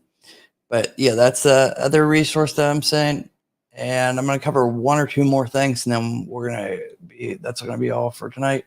I will get to the comments right before I end the stream, but it's only going to be maybe 5-10 more minutes, and then we'll be done. This live stream will be available for replay, so anybody can watch it. If you're just coming in, I would suggest you to watch the whole replay. There's a lot of good information over almost 2 hours long that you definitely want to catch up on if you missed it or you just came in. And also, if you're just coming in, anybody that didn't hit the thumbs up, please give the video a thumbs up. I really appreciate it, because it will help the replay get out to a wider audience. And subscribe if you're not already a subscriber. All right, next one. You guys know Divvy. I just thought I would bring it up because it's still, they were kind of going through a wave where when they first launched, they were giving a lot of approvals easily. And it's also no PG and doesn't affect your personal credit whatsoever. It's soft pull, but it was easier to get approved, say, in 2021 than it was, say, a year ago. But what I've seen, because I'm a strategic partner with them, what I've seen in the last like 90 days, a lot of people are starting to get approved. But 6 months ago, 9 months ago, it it was much harder to get approved. I see that because there wasn't as many approvals coming through on my back end, of my dashboard where I can, check the stats of people coming through. And I've made like 12 different videos about Divvy Bill. So I think they've reduced their requirements a little bit, their underwriting requirements. And that could mean they're giving lower limits too. That's okay. Just build up the relationship and you can always build it up later and get a limit increase, I think, after 60 days. So the link is in the description below. Please use my link. It helps support the channel. Plus, it's going to go right to my account exec rep. So you're going to get a quicker underwriting decision using my link than if you just go to the main site. So like I said, this is expense management. Most of you guys should know this already, but if you don't, this is one of my very first FinTech approvals. I got a $150,000 limit. It does have to be paid back every 30 days, billing statement. It does reports Small Business Financial Exchange and the Business Credit Bureau. So definitely get this. I have seen people get approved with only like fairly new business, and they will look at your Experian Business Credit. I know that for a fact. But the lowest limit I think I've seen is like $1,000 or $1,500. So I would say the average though is like 10 to 30,000 is the average limit that I see people get approved. Although one of my mentorship students like a month ago got approved. He just signed up, and after like 2 weeks on my mentorship, I told him he's ready based on his situation. He was ready to go after some of these FinTech cards. He applied for this one and got 100,000 instantly. So, and keep in mind, a lot of these FinTechs eventually they're gonna, because they're fairly new. When I say fairly new, under 5 years. So this new creative financing where it's not really focused on your personal credit and it's focused more on your business credit and your business revenue, a lot of these are starting to offer more business credit products. Like it's only net 30 now, but here in the near future, just like Ramp, they offer a flex pay, but those are very hard to get unless you're, have over 75,000 in your business bank account. But they started off as like net 30, right? And then now they go other products where they pay invoices for you, line of credit and flex line where you can get net 60, net 90. So like Bill and all these, not saying they all will, but a lot of them are expanding different credit products because they don't want you to go to their competitors. So they're going to try to provide as much as that as possible. So, build up relationship with all of them, and then doesn't mean you have to use it all now. Just have it there at your disposal because it's going to be easier to get approved for any business line today than it will be, say, in 1 year from now. Every year, every month, it's going to get harder and harder. That's just the way the economy is right now. And, there's always going to be scammers out there taking advantage of no PG lines. So banks and financial underwriters institutions are tightening up. So get as much as you can within reason, of course. Don't get like net 30 vendor accounts that you don't have any use for, like Sunbelt Rentals, Sherwin-Williams. Like if you don't have use for those, you're not renting a crane or tools, then don't get it because it's not even a report. Most of these won't even report if you don't use them. So at least use it. If you're gonna go after it, then use it. But only get something that you could actually potentially use personally or in your business. So the link is in the description below. If you want to apply for that, you can apply. It's not going to hurt your personal credit at all. What's the worst thing they can do is come back and say, no, we can't approve you. That's it. That's the worst case scenario. So if you apply today, they allow you to apply after 30 days if you get a decline. So just try it. Just use the link in the description below because it does help support the channel and you'll get to my rep. Other one is Grasshopper. I don't want to say they're new because they're not new, but they're starting to get bigger out there. But I would get a personal bank account with them and just open up with like say $100. They offer other things, but they offer a free checking, um, free business checking. I can't say too much, but I will tell you that they do have, like, say, startup funding, SBA loans, commercial real estate. If you're trying to get into commercial real estate, uh, say you're not ready yet on the personal side or on the business side to be able to get funding for commercial real estate, or say you're not ready or you don't have enough history or business income coming in or sales coming in right now to be able to qualify to be able to get a traditional startup loan or commercial real estate loan. I would still go ahead and get, like I said, an interbanking relationship. Just click on the link below. Um, and I know this for a fact because I have somebody on the inside there. There's only so much I can say, but soon I'll be telling you guys more. But anyways, just open an account and just put $100 in there just to start off with, right? And you can use that $100, but just use it, and you can have the account literally in like 5 minutes open. It's so easy. I have 2 accounts with them, but literally it's not going to cost you anything, and you get rewards 1% cash back, and it's a debit card. A lot of debit cards, business debit cards for checking accounts, they don't give you any rewards.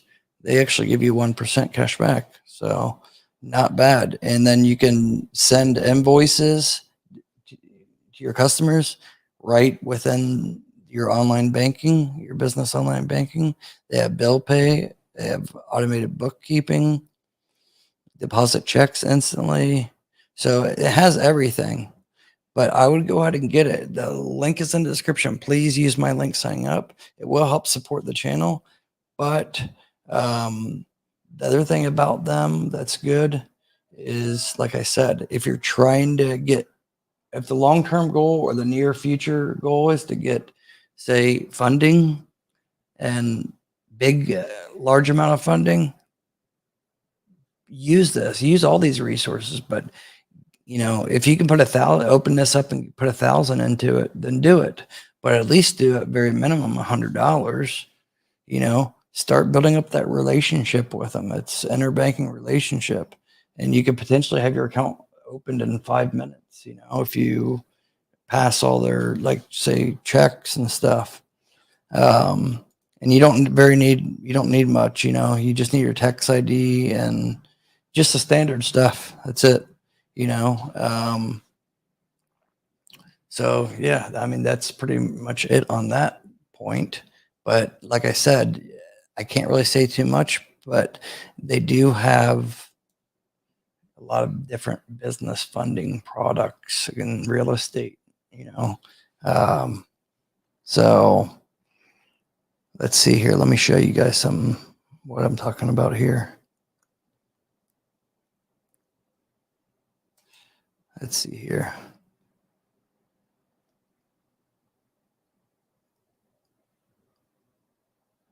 So they got sponsor financing. So it's like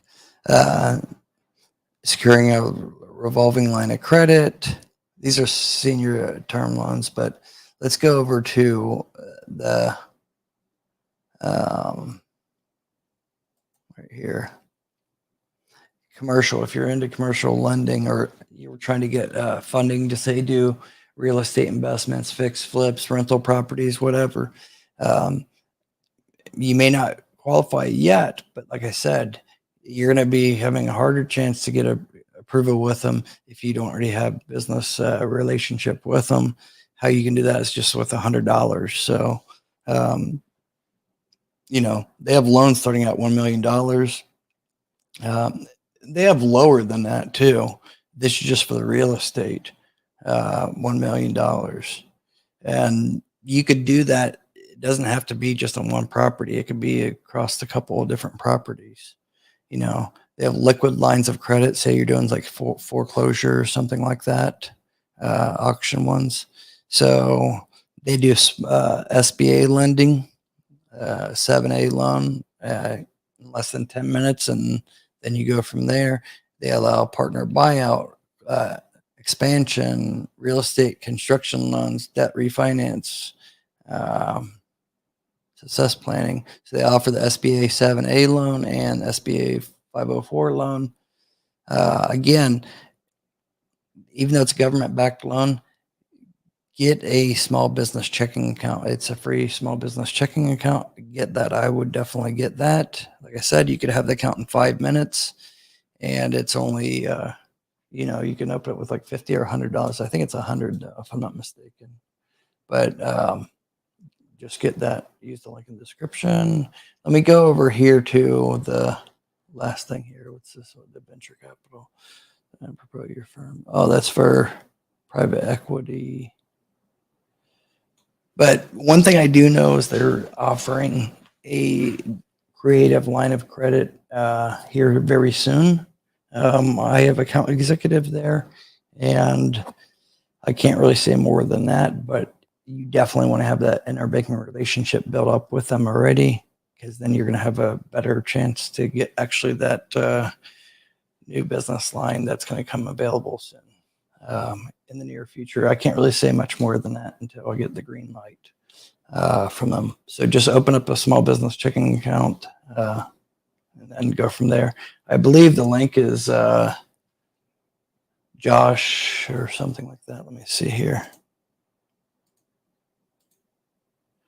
Hang on. I think I had it here.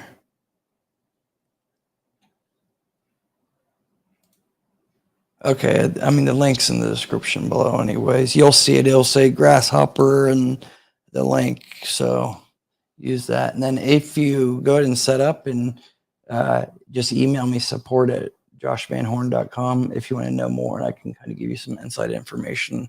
I just can't put it out there to the public, but if you sign up, just let me know, and then I can just send me an email, support@joshvanhorn.com, or text me, and then I can give you some more details about what this business credit line that's going to be coming available, that's going to be offered here very soon. So just take my advice. Hint, hint. Get the free business checking account. You don't have to use it as a primary, although they're a good bank, but just get it so you have that interbanking relationship. Let's see. I think there's one more thing that I wanted to cover. Let me look here. This is another one, Naven. It's a travel business card, and they give you you can save on flights and anything that you book, say flights or hotels, rental cars. You can get cash back from it and get, like, say, like this shows here, earn $81. It's $185 a night as an example, and you can earn $81. So why not get cash back? But onboard your company with Naven within 30 days and earn $500. So you're going to get $500 towards, like, say, hotels. So one of my students already got, used them. He didn't get the line of credit, but he used them just to get the $500 and got some free hotel nights. Now it's free. I don't know why they have pricing, but it's free for everybody now. They just announced that. They do offer a line of credit. So what you do is set up your whole account for your business, put in all the information, connect to your business bank account, add a debit card or credit card. And that's just for the travel portal, right? So it's like, so you can book hotels or flights or whatever, travel on them. Not saying you have to do that, but you want to connect to everything.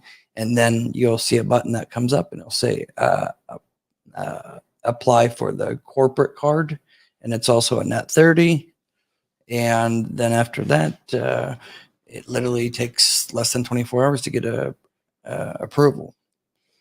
Typical limits on that range anywhere from 5,000 to 20,000 is about the highest I've seen.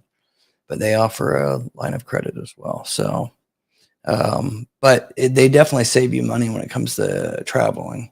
So even if you don't use the, say, line of credit, or you don't get the line of credit, if you travel, then it's definitely worth it, because it saves you money, definitely, and you can earn from it, especially if you're already spending money now, on travel for your business. Then, why not get rewarded for it?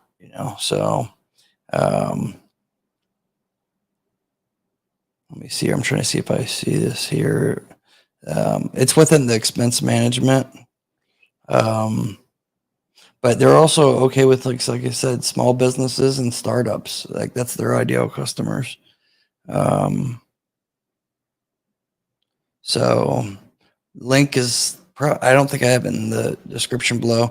I'll add it after we get off here, but I'll add it. I think I forgot there. But yeah, here's the expense management. And then within that, you can apply at the bottom. It'll say, getting the line of credit. So that's it for this. Let me go through the questions now real quick. And then I promise I'm going to start doing more live streams more frequently. I've just been getting things back on track. A lot of things in the works. Like right now, I also got a business credit course that I'm going to be launching for those that can't really afford my one-on-one mentorship. I'm offering a course here soon that I've been working on for about 2 years. All right. Good question here, Doc Motivate. Is funding for a LLC different than funding for a S corp? Well, I wouldn't get an S corp unless you have a reason for it. Even like Google is an LLC. Some of these biggest companies in the world are LLCs, so LLC is fine, and LLCs are the easiest to set up. I can't give any more advice about that because you need to talk to a attorney or tax professional. However, I can tell you that there is some business credit lines or trade lines that if you are an S corp, they won't let you continue on the application. And there is a couple of reasons for that, but I'm not going to get into that too much right now. But if you already have an S corp, then there's not much you can do about it. However, if you haven't already started your incorporation filing, and you're debating between C corp, S corp, and LLC, you can't really go wrong with an LLC.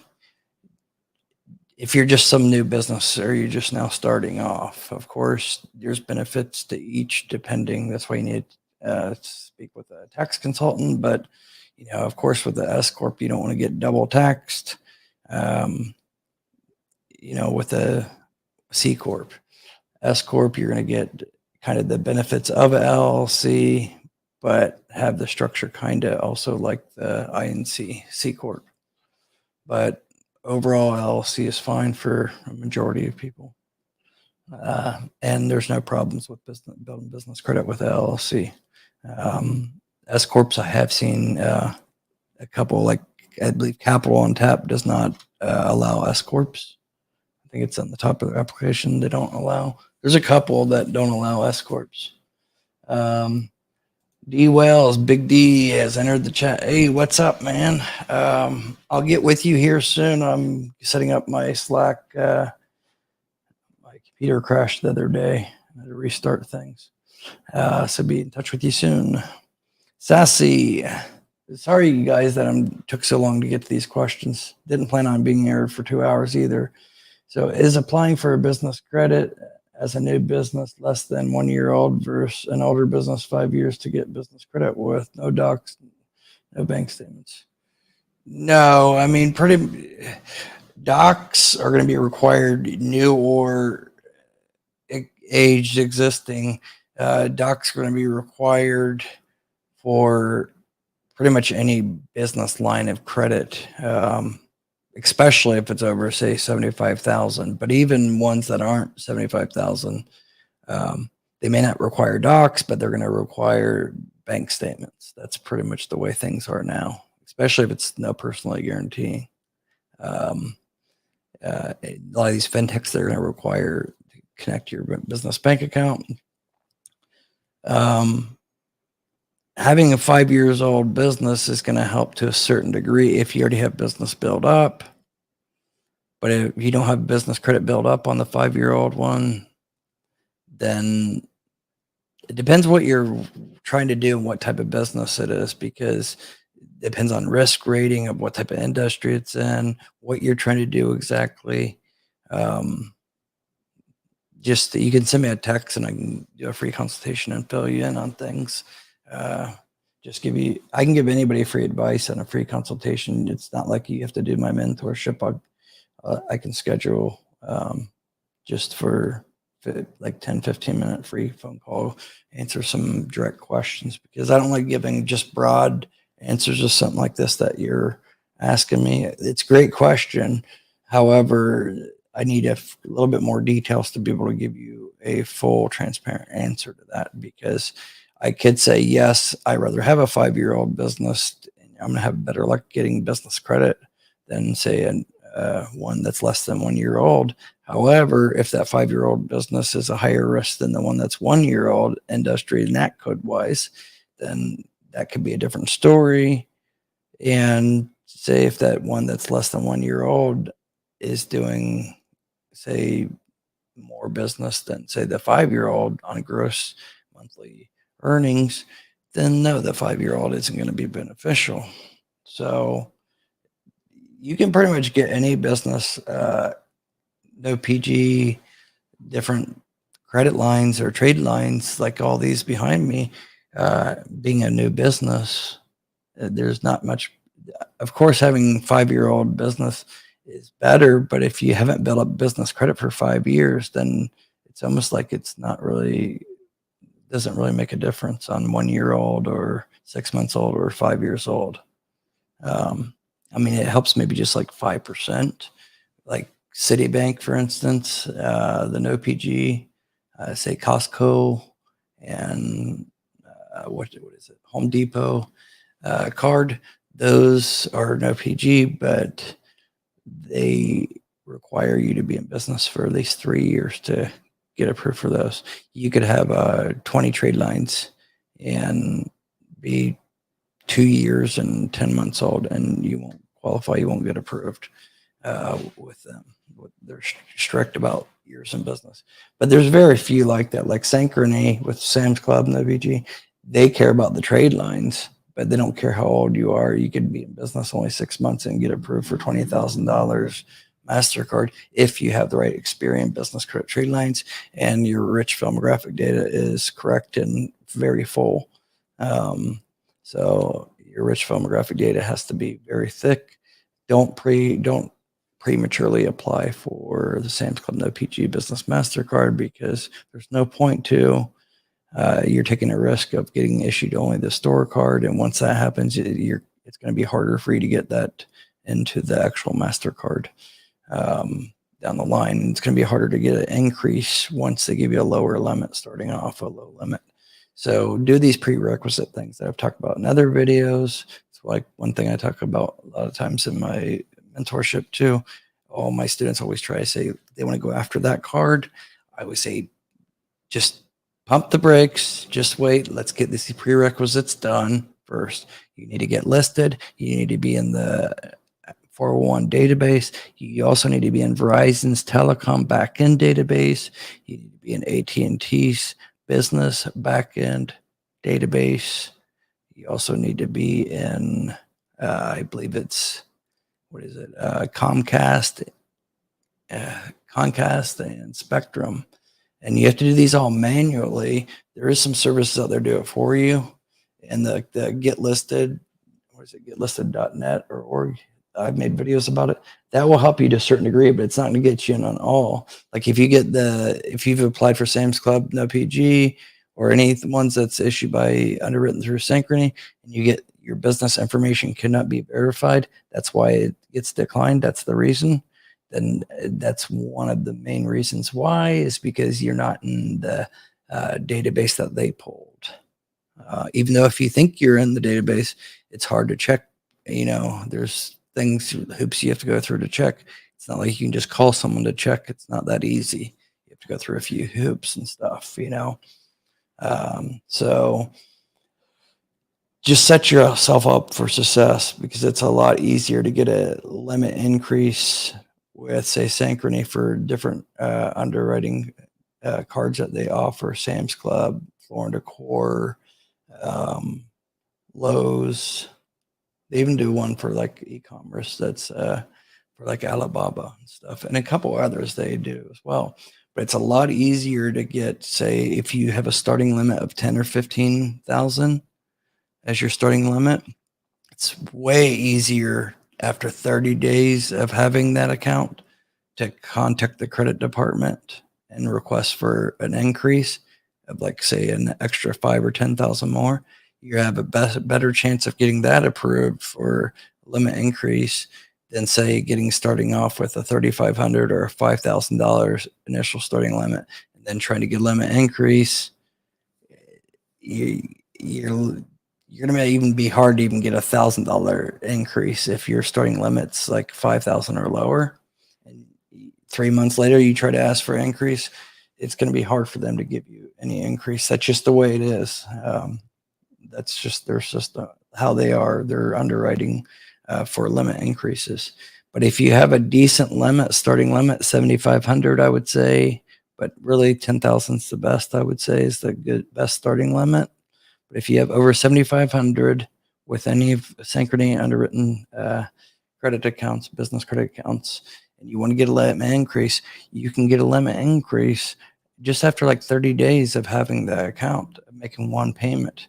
And you have a very high chance probability of, you just have to know the right wording to say to them on the phone when you get to that department, when you're requesting that increase. Don't do the one online where you just, within your Synchrony Pay account, you don't want to just hit request increase. Some of them allow you to do that, but then some, when you click it, it says call the number. But you always want to talk to somebody, because you're gonna actually be able to, if you say the right wording, you're going to be able to talk them into giving you an increase. So, you have to justify it to a certain degree, but don't overindulge too much information to them. You can use excuses like, say, hey, I have a fairly big project coming up that I'm going to be using, say, the Lowe's card or the Sam's Club card, and I don't want to have very high utilization being reported on my business credit reports. You guys, I know, report, the data and usage account data. So I don't want to have high utilization. My limits say $10,000, right? And I plan on spending 7,500, but I don't want to have that high utilization. So would you guys mind giving me a limit increase of, say, 5,000 more? So then my limit's going to be 15,000. Don't ask for crazy amounts. You can always do this gradually over every couple of months. Do this, but just request, say, that 5,000. So then you'd say, then that would make my utilization, if I have the upcoming purchase that I'm going to use of the 7,500. Then my utilization is only going to be about 50%, and that's going to not affect my business credit too much. Don't get too deep into it with them, because they don't understand business credit to that extreme, but you just want to kind of say something like that. And I'll always talk real nice and friendly with them and be professional. How was your day, or how's your day going? And, talk about summer or something, vacation coming up. Do some small talk, and that'll get you very far. Get them to laugh, and then they're going to put you on hold, because they're going to ask you, what do you want? You can't just say, can I get an increase? And then they're just going to say, okay, let me check. No, they're not going to do that. You need to explain, like, how much you want the increase, and give a brief reasoning why you need the increase. And that's the example that's always worked for me and others, my students as well. And 9 out of 10 times you're going to get that approval, the increase for the approval. And you could do that literally like every month or every 2 months, as long as you can justify it and you're showing the spend. But don't do it if you're not even spending anything on it. That's not going to work, But even if you've only spent, like, say, 2,000 out and you didn't spend that 7,500, that would be okay too. You can just say, it didn't end up being that much, but it definitely helps doing it like what I just told you. They're going to put you on hold after they ask you a few questions, just to look at your account and your payment history. Even if it's a fairly new account, it's okay. As long as you made one payment, then you should be okay. As long as you're not asking for crazy high amount. Then after that, they'll come back on And really that person has the power to either approve or decline. Their system's not the one that's saying, no, don't give. They'll give them some gauge on the back end, I'm sure, but that agent that you're talking to is in the credit department and has a lot of weight on if you're going to get the approval or not for the limit increase, you know. So that's what I would suggest when it comes to that. But don't prematurely apply for that at all, please. Just like there's prerequisites to take and do. I've made videos about it just even like a month ago about, what to do with the Sam's Club and OPG Business MasterCard if you're trying to get that. Make sure that you have this prerequisites taken care of, and then you can come back and tell me after you did that, I bet you get approved. Like 90% of the time you're going to get approved if you do what the steps I tell you to do. And no docs or anything are required for that. So, and like I said, it's no PG. So take that advice for sure. Let's see here. I'll go through these real quick.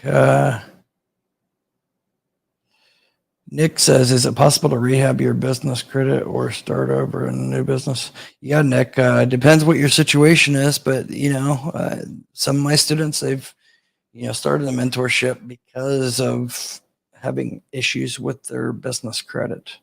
But again, this is like one of the questions I can't really give a full answer on transparently because, there's a lot of unknowns that I would need to see first. So you have my contact information, get in touch with me, and then we can check and see. I'll give you my honest advice, even if it's not something that you want to hear. I'm never going to tell anybody, when I'm doing a consultation, or even my free viewers here, like you guys, or my mentorship students. I'm never going to tell anybody, not a single person, what they want to hear just to make them happy or whatever. That's not how I do things at all. I have high integrity and ethics, morals, values that I stand by. And I will tell you, it's, I don't want to say the truth hurts, but I've actually shown, that anything is possible. I've overcome a lot of adversity. I lost my oldest daughter, my little brother, my little sister, all in the last like 4 years, right? And then like in 2017, I was diagnosed with early onset Parkinson's, as a lot of you guys may know. So I got better from that though. I had some treatments and stuff, but I've overcame all of that, and was able to get all of this, even though I got all of this during all those hardships that happened on the personal side, with my family and stuff. But, if I can do it, anybody can do it, and I'm in the Philippines too. I did a lot of it in the Philippines. I travel back and forth, my wife's Filipino and my kids are as well. Most of my kids. But that's all I can say is, anybody can do this, honestly. It doesn't matter what your situation is right now. Put your mind to it, effort into it, put the time into it. Even if you don't have much of any business right now, I'm not saying you're going to be able to get all of this and the black card like I have and all of that, but you can actually get quite a bit, Some of my very first approvals, I didn't have to show any income, didn't have to show anything, and was so-called tier 2s and tier 3s. That's why I don't really believe in much of the tier system. I've proven it to be wrong because a lot of my first approvals were so-called tier 2 and tier 3. And those are some of the revolving accounts as well. So, okay. And then Doc says text 937-423-9954 for a free business consultation, or emails Josh directly, support@joshvanhorn.com for more information. Okay. Nick says ready to go. We will text you tomorrow to get started. Sounds good, Nick. NJ Mendes, haven't seen you in a while, bro. Coach Josh, good to see you. I can't wait for the mentorship. Keep Keep on eyes. Don Cleaner. Yeah, Don, I haven't heard from you. Just send me a text. Let me know. Hubby has a freight company, but he established as an LLC. Now he wants to add a transportation business. INC, should we have a DABA for them? I don't know why you'd want to do a INC, C Corp. You're going to get double taxed unless you're doing. I have to be careful about my wording here, Sassy, but this isn't professional like tax advice or legal advice or anything. I need to say it's for entertainment purposes only. But with that being said, unless you're doing over $1 million a year and have several employees, like over 10 employees, I don't see a reason to have an INC. You're going to get double tax. There's not much benefit for it.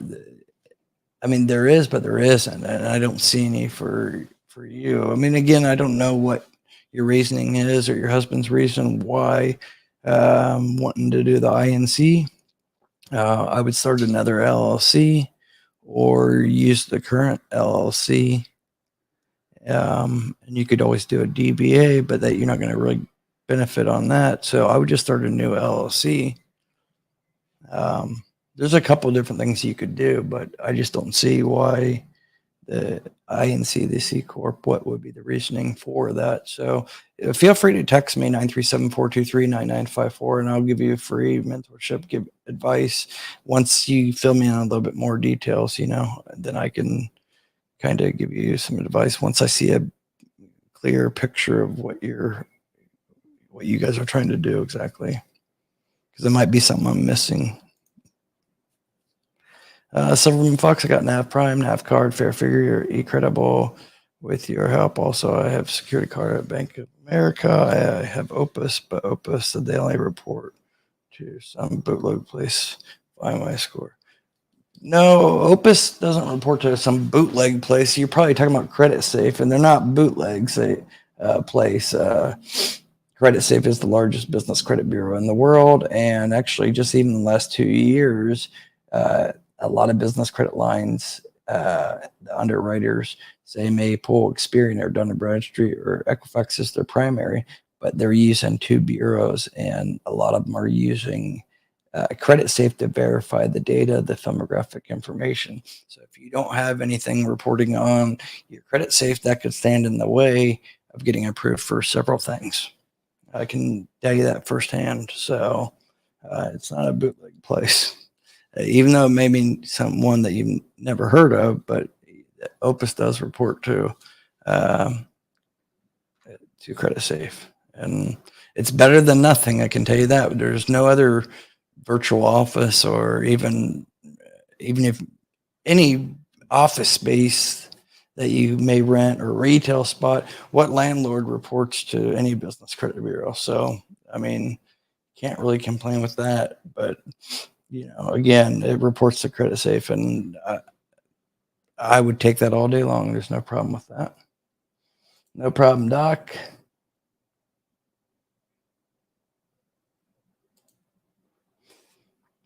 Silverman Fox, I haven't received any tasks to do. Silverman, I don't know what if you're one of my students, I don't know by your name. I don't know who you are exactly. So send me a text or whatever. It would help any mentorship students. Let me know what your name is. Send me a text or something. You have my information. But all my students have tasks. I've already assigned tasks to them. So I don't know if you're one of my students. Then you definitely have tasks. You just need to go in and look on your tasks tab. So,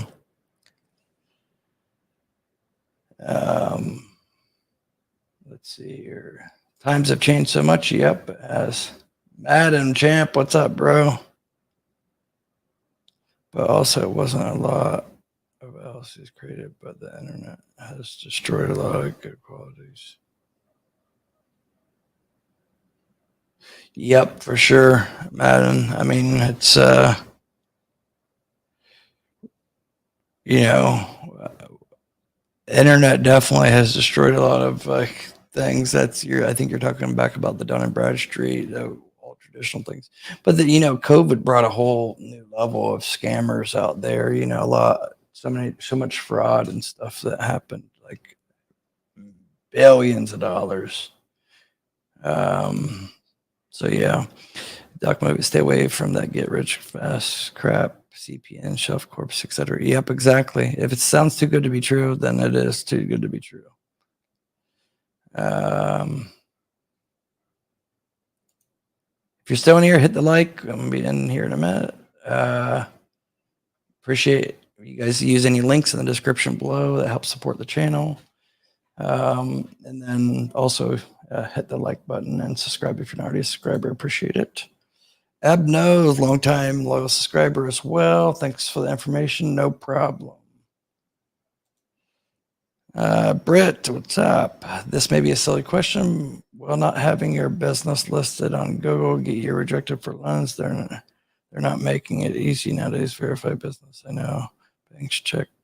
Yes, that's like a prerequisite that I always tell all my students. You want to get a Google listing, a Google My Business listing. If you can't get that because of the virtual address or some addresses, Google requires different things. I would at least try. It's free. It doesn't cost anything. Get it verified, and then get Bing Places listing, local business listing. That's free. They try to upsell you later. Say no, you don't need it. You just want to claim your business or verify your business. Same with yahoo.com. Show Me Local. It's an online directory. You want to get in there. Merchant Circle, Better Business Bureau. All these can take some time, but like some of those are very quick. They take just a minute to set up, and they're all free too. So you are right though. They do. I know several underwriters and net 30 vendors that they will actually do manual searches. Nowadays, a lot of underwriters are actually, they look at credit reports and scores, but again, some of that can be manipulated, especially like Dun and Bradstreet. Experian is about the only one that can't really be manipulated at all. But some of them, they base it on what they see, especially some of these fintechs that are self-funded. They're using their own money to give you a line of credit. So they're checking. That's one of the things they're doing. And some of them do interviews, like they're say, onboarding schedule call or whatever. They do a Zoom call. They may say that's for like interview or something, or onboarding demo or something, but it's not. It's actually like an interview to see if they can get a feel if you're going to be a scammer, or like they're going to ask you questions and you might get caught off guard, and they're doing that to kind of check and see if like how good you're answering these questions, and that based on your response and kind of your vibe will dictate if they're going to approve you or not. So they're looking at different things. I know all this because I've been through it all so many times with my students and myself, so yeah. But definitely get all those. They're all free. Like I said, all those online, the main directories that I mentioned, citations, get those because they'll show up after a couple of weeks. They'll get indexed into Google's database. And, you want to get listed. It's less likely for a fraud or a scam or a non-legitimate business to be listed in these different directories, right? So if you're established or you're a real business and not a scammer, and that's just because there's so many that have no intention to pay back when you get these lines of credit, or even Uline, so many people even scam them, believe it or not. So it's less likely in the underwriter's point of view when they look and they see all these different mentions or databases or directory listings of your business. If they see more than one and stuff, then it's definitely not going to hurt, and it can only help you. So, and like I said, it's all free too. So, if any of them try to upsell you, just ignore it. Just say no thanks. They'll try to say, oh, you need this and that to help get seen by more directories or this or that, and we'll do a service for you. Just say no, I just need that basic one. That's fine. And that's it. And then you can go in and edit at any time. It's free. Just verify that you're the business owner. Credit repaired is trash. Yep, nowadays. Check on Google.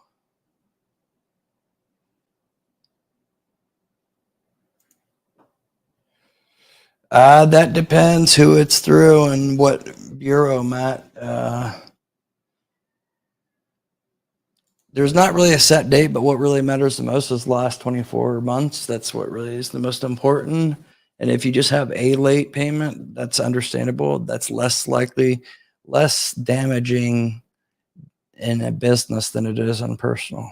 Okay. Because businesses sometimes do have a late, but if you have multiple lates, that's a different story. Multiple different trade lines that are reporting late, that's a different story. And also understand business credit is not federally regulated either. So, you're at the mercy of the Business Credit Bureau to remove any late, even if it's a certain amount of time. It's like personal, it falls off after 7 years.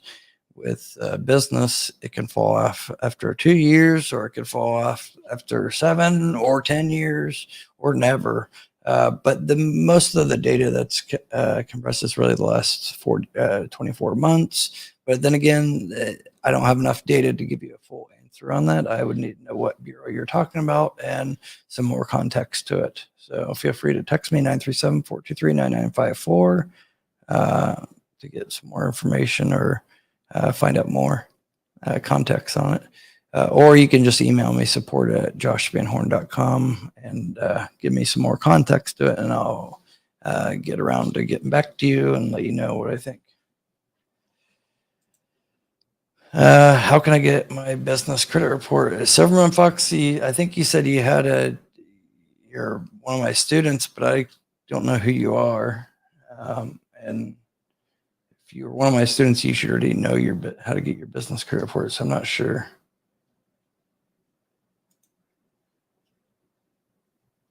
Brent Betts. I thought Ally pulled Experian Business. Have they updated? They pull Equifax Business. But then again, it also is going to depend if they're doing a fall over application, like I've talked about a lot in the last 3 months. I've actually made like a dozen videos about Ally in the last 5 years and OPG auto loans and stuff. But they're going to be looking at, as their primary decision making is going to be looking at on Equifax, right? But they could be pulling also your Experian. But what I'm saying is you want to build up your Equifax, because overall, a majority of all the no PG auto lenders are actually looking at 2 different bureaus. So it could be Equifax and Experian, or it could be Equifax and Dun & Bradstreet, right? So like Ford Motor Credit could be, say, Equifax and Dun & Bradstreet.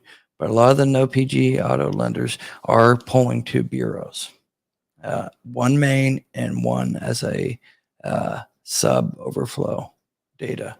So what I mean by that is they're not getting the full report as the secondary pull that they're doing to make the decision. They see the full report, say for Equifax, and then when they're pulling the second one to give the decision for underwriting on, say, the recommended credit limit, then they're not pulling the whole report, because it's going to cost them more money, and business credit reports are quite expensive even for underwriters. So they're going to only pull what the information they need, and every underwriter is different on their parameters on that. So, they're going to pull only what they need to make the informed decision, and every underwriter is different too. But pretty much every underwriter, there's always going to be one primary that they use, and and then one overflow as a secondary.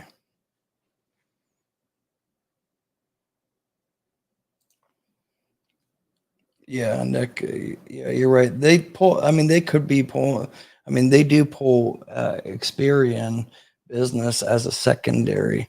But if your Equifax is very strong and built up and you have a good account mix on that and age, or like just all the right type of accounts, then they're not going to have a need to pull. Their algorithm's going to tell them that. Their underwriting is going to tell them if they need to pull that second.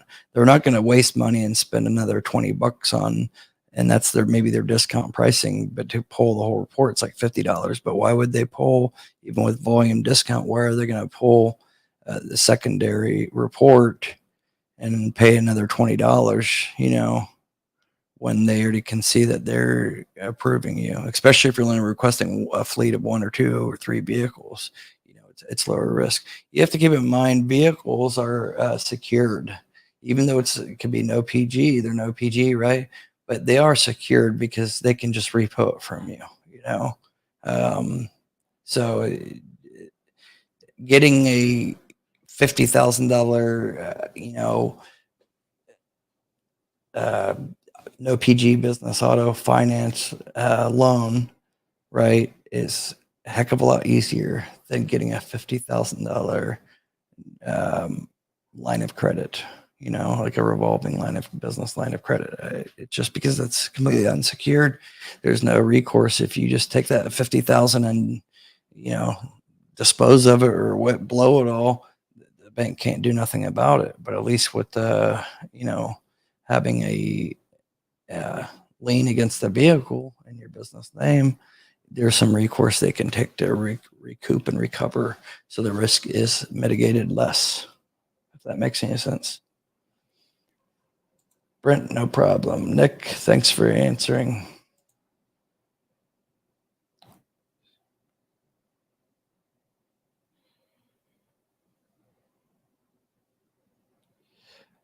Brent says, I just seen what you put earlier. Here's a nugget. I disputed my business report a few times directly with the business reporting agencies, and the negative account came off.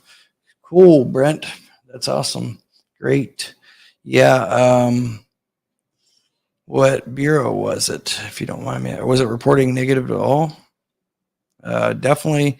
Any of you guys have any live examples? Give more context about it, because it will help others. I have tons of data, but third party, like say any of my viewers, I'd love to hear that, because others actually will read these comments as well. So it's all about helping each other out too. That's what this is all about. What's up, Chad? Michael, Chad, what's up, man? Hit me up. I haven't heard from you in a while. Hope all is well. You haven't texted me in quite some time. You're still in the client portal. I haven't seen you do any tasks either.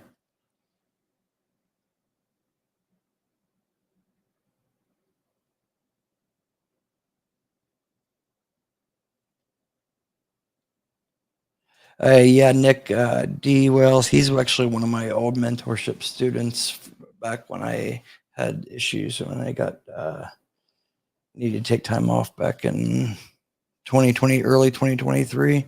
So we just reconnected, got him all set up and everything. Let's see here.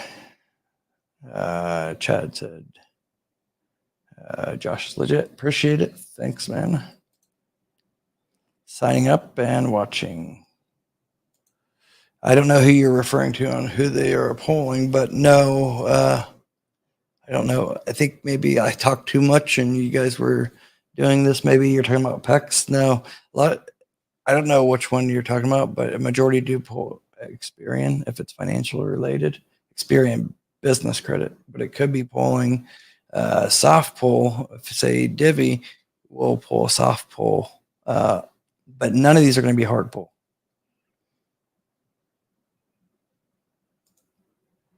Josh, I missed you on here, Chad. Yep, I haven't done a live stream in quite some time now. I'm going to definitely do at least one live stream every week.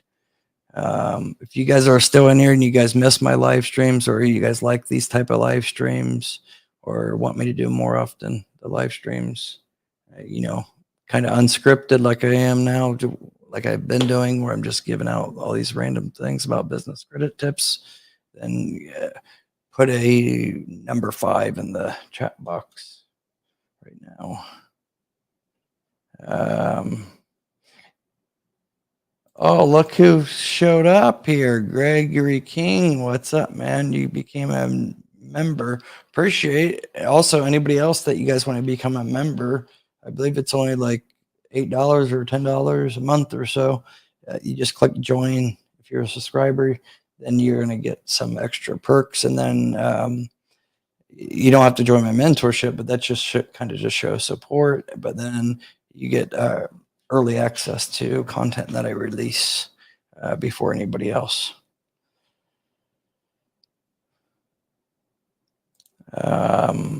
So appreciate that, Greg King.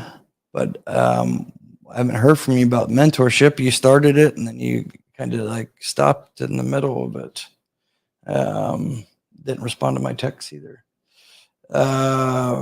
Michael Wood, what other no PG business cards? Yeah, there's so many there. I mean, it's almost all those. I would say half of those are no PG.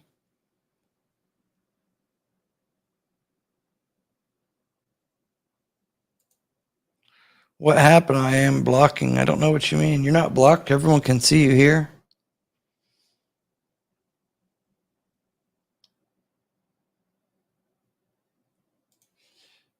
Brent Betts, what bureaus they report? I'm not sure if they report like this brand new. I want to release about them because it's a line of credit that they offer.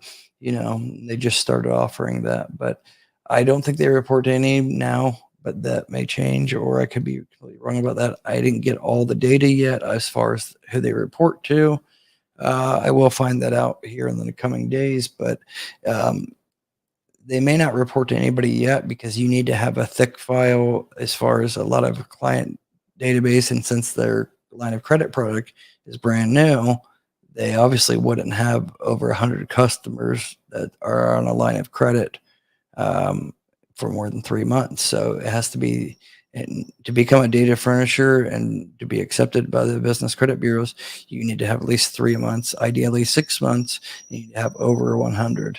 With Experian Business Credit to be a data furnisher, you need over 500 and over 6 months of data, and they need to review it. And it's a long process to become a data furnisher. So that's why some of these don't actually report to business credit bureaus, because it's so new. Because the business credit bureaus aren't just going to accept a small amount. It's not worth their time and energy to accept that data if it's a small file. Fair figure I can't get.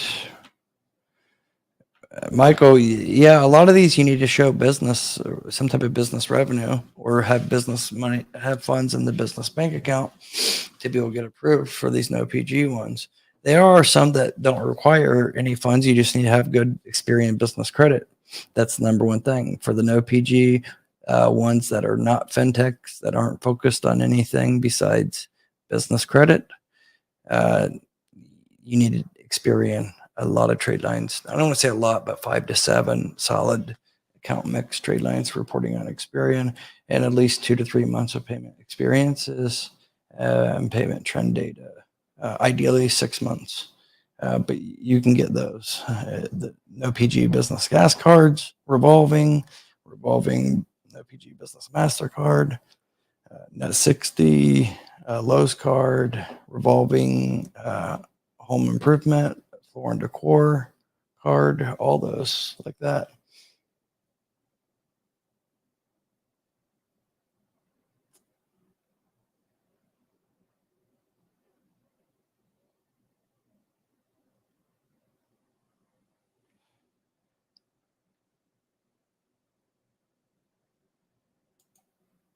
So 10 bank accounts is the max link. Plaid to Publix.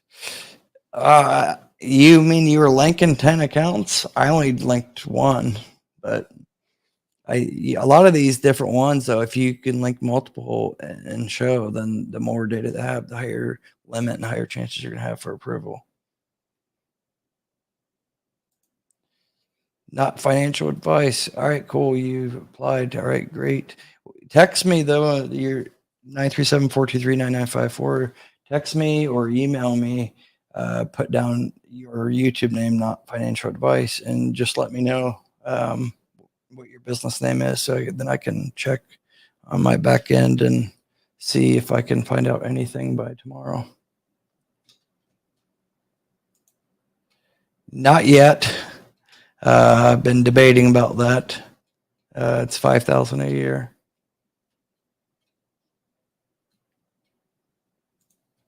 Yeah, like I said, I don't even utilize any benefits for most cards unless it's cash back, rewards or stuff like that. But travel rewards, no. Unfortunately, I just don't travel. I don't travel. Welcome. I will next year, but the last couple of years, since COVID, and then having the young ones and my 2-year-old son, little Josh. I haven't really been traveling much, so kid and daughter just starting kindergarten as well, Izzy. So, haven't been traveling too much. And, but next year, that's going to be a different story. We're going to be doing a lot of traveling and I'll be using a lot of those rewards, but no, I haven't canceled it yet. And I probably won't, but I probably will cancel quite a few of because I think I spend almost $10,000 a year just in annual fees with American Express, because I have 2 platinum cards, 2 gold, 2 green, a plum card, and then like 3 different business credit cards with them, and then like a Delta card, Marriott card, business personal. So add all this premium cards up. And I got them all because I thought I was going to be traveling. This happened like right around COVID time. So I thought I was going to be traveling a lot and take advantage of all those upgrades and stuff like, Delta Reserve and Marriott Bonvoy, all those different cards, I thought I want to get the best status and upgrades and all that. But then after all that stuff with vaccines and travel ban things, then so yeah, that's another story. I thought I would utilize those, but I haven't, but I like the membership rewards points. That's for sure. I think right now with American Express, I'm kind of a hoarder on points because I don't like their conversion. It's not very good. It's like less than even 1%. If you try to do like a cash value, it's like a little over 0.5%. It's ridiculous. Nothing like others. So I'm not going to just put it towards that, So I use it towards transferring the credits into something else that I could actually use, like some type of travel or another airline or something. But I think like right now I have like almost 6 million points, I believe, and more points. So next year traveling should be free for my family. Long overdue vacation.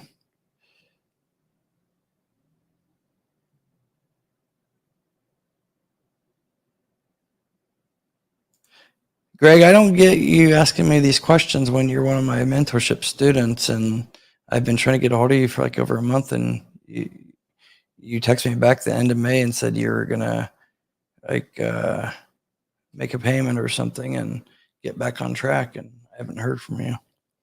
So get back with me. Where can you get a good corporate address that doesn't appear as a virtual address? Addison King, Opus premium locations, not the regular ones. You want to do the premium locations because they give you an actual suite number, a phone number, and it reports to Credit Safe. They give you an actual lease if you need it. And you can it's mail forwarding, all that, and a live answering service 9 to 5. And you can actually use the facility too for an extra fee, but it's only $99 a month. Link is there. Use my promo code or the link, and you get $100 off the setup. So then it's only $99. But make sure it's a premium location, not a mailbox store. It needs to be one of the premium locations that's like a building, like a office building.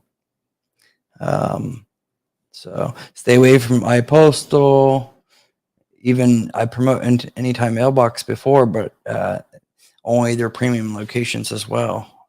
So you have to look for those. I've made a video how to spot those, what you want to search, how you want to go about doing that. Do some reverse searches on Google to be able to find that. It's okay to show as a virtual address location within reason because it's one big building. So if there's virtual offices, say, in that building, but then Chase is also in the building, or co-working space, or other big companies are in the building, then an address like that would be fine. It'd be hard for almost any big office building is going to have virtual offices in it somewhere or another. That's how they subsidize like extra earning streams, income streams for the suite owner or the floor owner or whatever. So you'd be hard pressed to find any downtown or any office building that's like 3 stories or more that doesn't have some type of virtual office or something, or small office space, that's for rent. So that's fine to get one of those. I would stay away from Regis now, because even if you have like an office space with Regis, they're starting to, it's some underwriters are frowning upon Regis. How do I get a hold of you to receive a consultation? The big banner is right below. It says text now 937-423-9954. That's my personal cell phone number. Please, you guys don't call it because it's my T-Mobile phone. Just text me. It's my personal phone.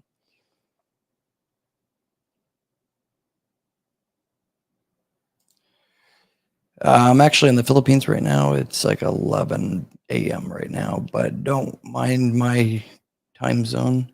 I'm actually sometimes work 16, 18 hours a day, but then I'll take like, say, 12, 14, 16 hours off,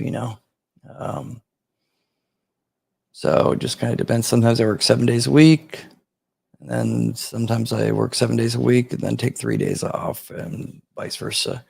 So, but I'll be working this weekend as well for my mentorship students, and be available for consultations as well. So just text me, even day or night, even now after I end this live stream. I'm still planning on, I already got like over, I just glanced at it, and there's over 20 texts from just this live stream of people requesting consultation last couple hours. So it does come in the order they're received, and who responds back when I text back, reply back. So if you're watching this and you want to find out more information or want some advice, just text me now, 937-423-9954. And, at least I can send some information to you after you text. And then if you want to schedule a consultation, we can dial that in for either later tonight or tomorrow sometime, or this weekend. Okay. All right. 5. Got a lot of 5s here. Okay. All right. Greg. Okay. Go. Cool. You were sick. Glad you're better now.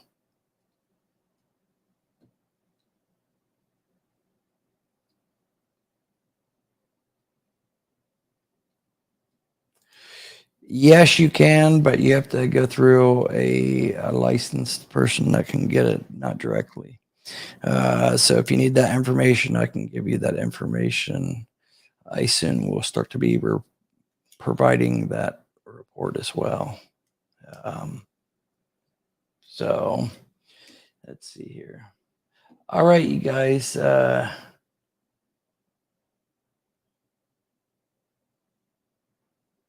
Welcome. Do I have the JC Morgan Reserve card? No, I don't actually bank with Chase at all. I did years ago, but I don't have any Chase cards at all. I stay away from a lot of traditional banks, financial institutions. Most of my personal cards and some of my business cards, almost all of them are strictly credit unions. I think I have one non-credit union on personal side, but business and personal, they're pretty much all credit unions. And all my personal cards, I think the lowest limit's like 10,000, but the average is like 25,000 limit. I think my highest is like 40. So, you know, typical like Chase cards. I know some of them go up pretty high and stuff, but you know, Chase cards I don't like because I don't like the customer service is something that's very important to me, and I just, you know, it's very hard to beat credit unions customer service, how friendly they are and stuff. Like even when my daughter passed away, you know, uh, several years back, 4 years ago, I didn't even like tell them. They just had found out because I have an account rep there because they sometimes watch my content because I, you know, talk about their business and personal cards on Credit Josh and this channel. And they actually sent like a standing huge like flower arrangement, like not just small one, a huge one for my daughter's service. So American Express did as well, but yeah, so you would never get something like that. I didn't ask for it, but you'd never get something like that from a traditional bank. So I just don't like this traditional banks, and you know, I also don't want any more accounts either. You know, so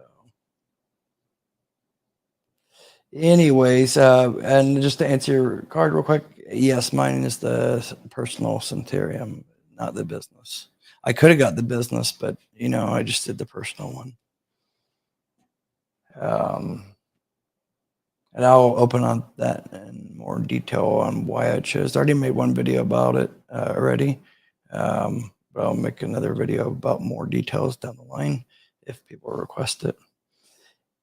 And yeah, American Express's customer service is also just very similar to credit unions. You know, traditional banks, a lot of times they're jerks. Like their customer service is horrible. Even if you're a big business client, they're horrible. So, anyways, yeah, I'm getting ready to end, even though I don't want to end because this is a good live and we have like over 25 people currently still here, you know, and this is one of my best live streams, I think, in the last year or so because I've only done like 3 or 4 live streams. But you guys want me to do more live streams? I'll be back maybe even this weekend. Okay. How many people are still here right now? If you guys want me to do a live stream this weekend sometime, then just put number 2. Just put 2. I appreciate all you guys too staying around. That are, even if you're just now tuning in, the live stream will be available for replay. So if you missed any, go back and watch it. It's definitely, I gave a lot of tidbits, information that you know you don't want to miss out on. You know, what other people charge for, I give out for free. Of course, I charge for my mentorship, but for the one-on-one mentorship, just because it does take a lot of time. That's the other thing I wanted to show you guys, but it's kind of too late. But here's my mentorship site. It's just the client portal. You just do the register. It's clear, KLEER credit.com, clear credit. And then you just register, but don't do that unless I tell you to register. That's just the client portal. Okay. You'll get your login stuff and do your tasks every week that I do custom assignments to you guys. You know, and it basically is just fast tracking your business credit and not taking shortcuts, but not wasting time either. You know, what you'll take 6 months to do, you could do in potentially like 4 weeks, of my program. So, I have all the resources and proof and stuff that, I can show you how to get all that, So, anyways, with all that being said, if you guys want any for the next live stream, I'm definitely probably going to do one this weekend. Get your questions together and put those questions right when I start the live stream, so I get to your question answered. Or if you have a direct and more complex question, just feel free to text me or email me, support@joshvanhorn.com, and I'll be happy to answer that and help you. As long as it doesn't take too much of my time, but as well as free consultations. But anyways, like I said, let me remove this so people can see it. I forgot. Text now 937-423-9954, day or night. And if I'm awake or I'm around in the office, then I'm going to get back to you one way or another and let you know when we can do a consultation, whether it be right away or tomorrow or the next day. So anyways, with all that being said, you guys take care. I appreciate you guys spending the time with me tonight. You guys helped make this a great first kind of relaunch live stream that I haven't had in probably, I think, a couple months now. Let me answer this last question here.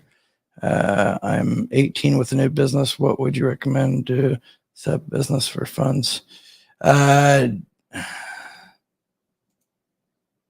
Destiny junk removal, 4,000 safe. That's too. I'm getting ready to end the live stream, and that's a big. There's too much unknown for me to actually give you good advice on that. Feel free to email me, support@joshvanhorn.com, and I'll ask you a few follow-up questions for me to give you some free advice on, point you in the right direction, because I do want each and every one of you guys to be successful, regardless if you're doing mentorship or not. I want you guys to be successful. At the end of the day, I love seeing the comments that I see almost weekly from past mentorship students or past viewers from 2-3 years ago that took my advice and applied it and did the same process like I showed to do. And then now their business is flourishing and very successful, and they have, 6-7 figures in business credit lines. Anyways, or Destiny, you could also text me 937-423-9954. We could just do a quick 5-10 minute free consultation, and I could answer your quick questions. All right. Yeah, you just email me. Got it. Okay. All right. Thanks, you guys, again. Love you guys. Appreciate you guys' support and everything. Before we leave, please give the video a thumbs up and subscribe if you're not already a subscriber. Appreciate it so much. Again, it means a lot to me, you guys showing the support and everything. Okay. You guys have the great rest of you guys this evening, wherever you guys may be, time zone wise. I don't know if it's 8 o'clock or almost midnight for you guys, but again, stay tuned this weekend. I will, Saturday or Sunday, I will be doing another live stream, possibly even tomorrow night, but more than likely Saturday or Sunday. Okay. The next time, you guys take care. Thanks.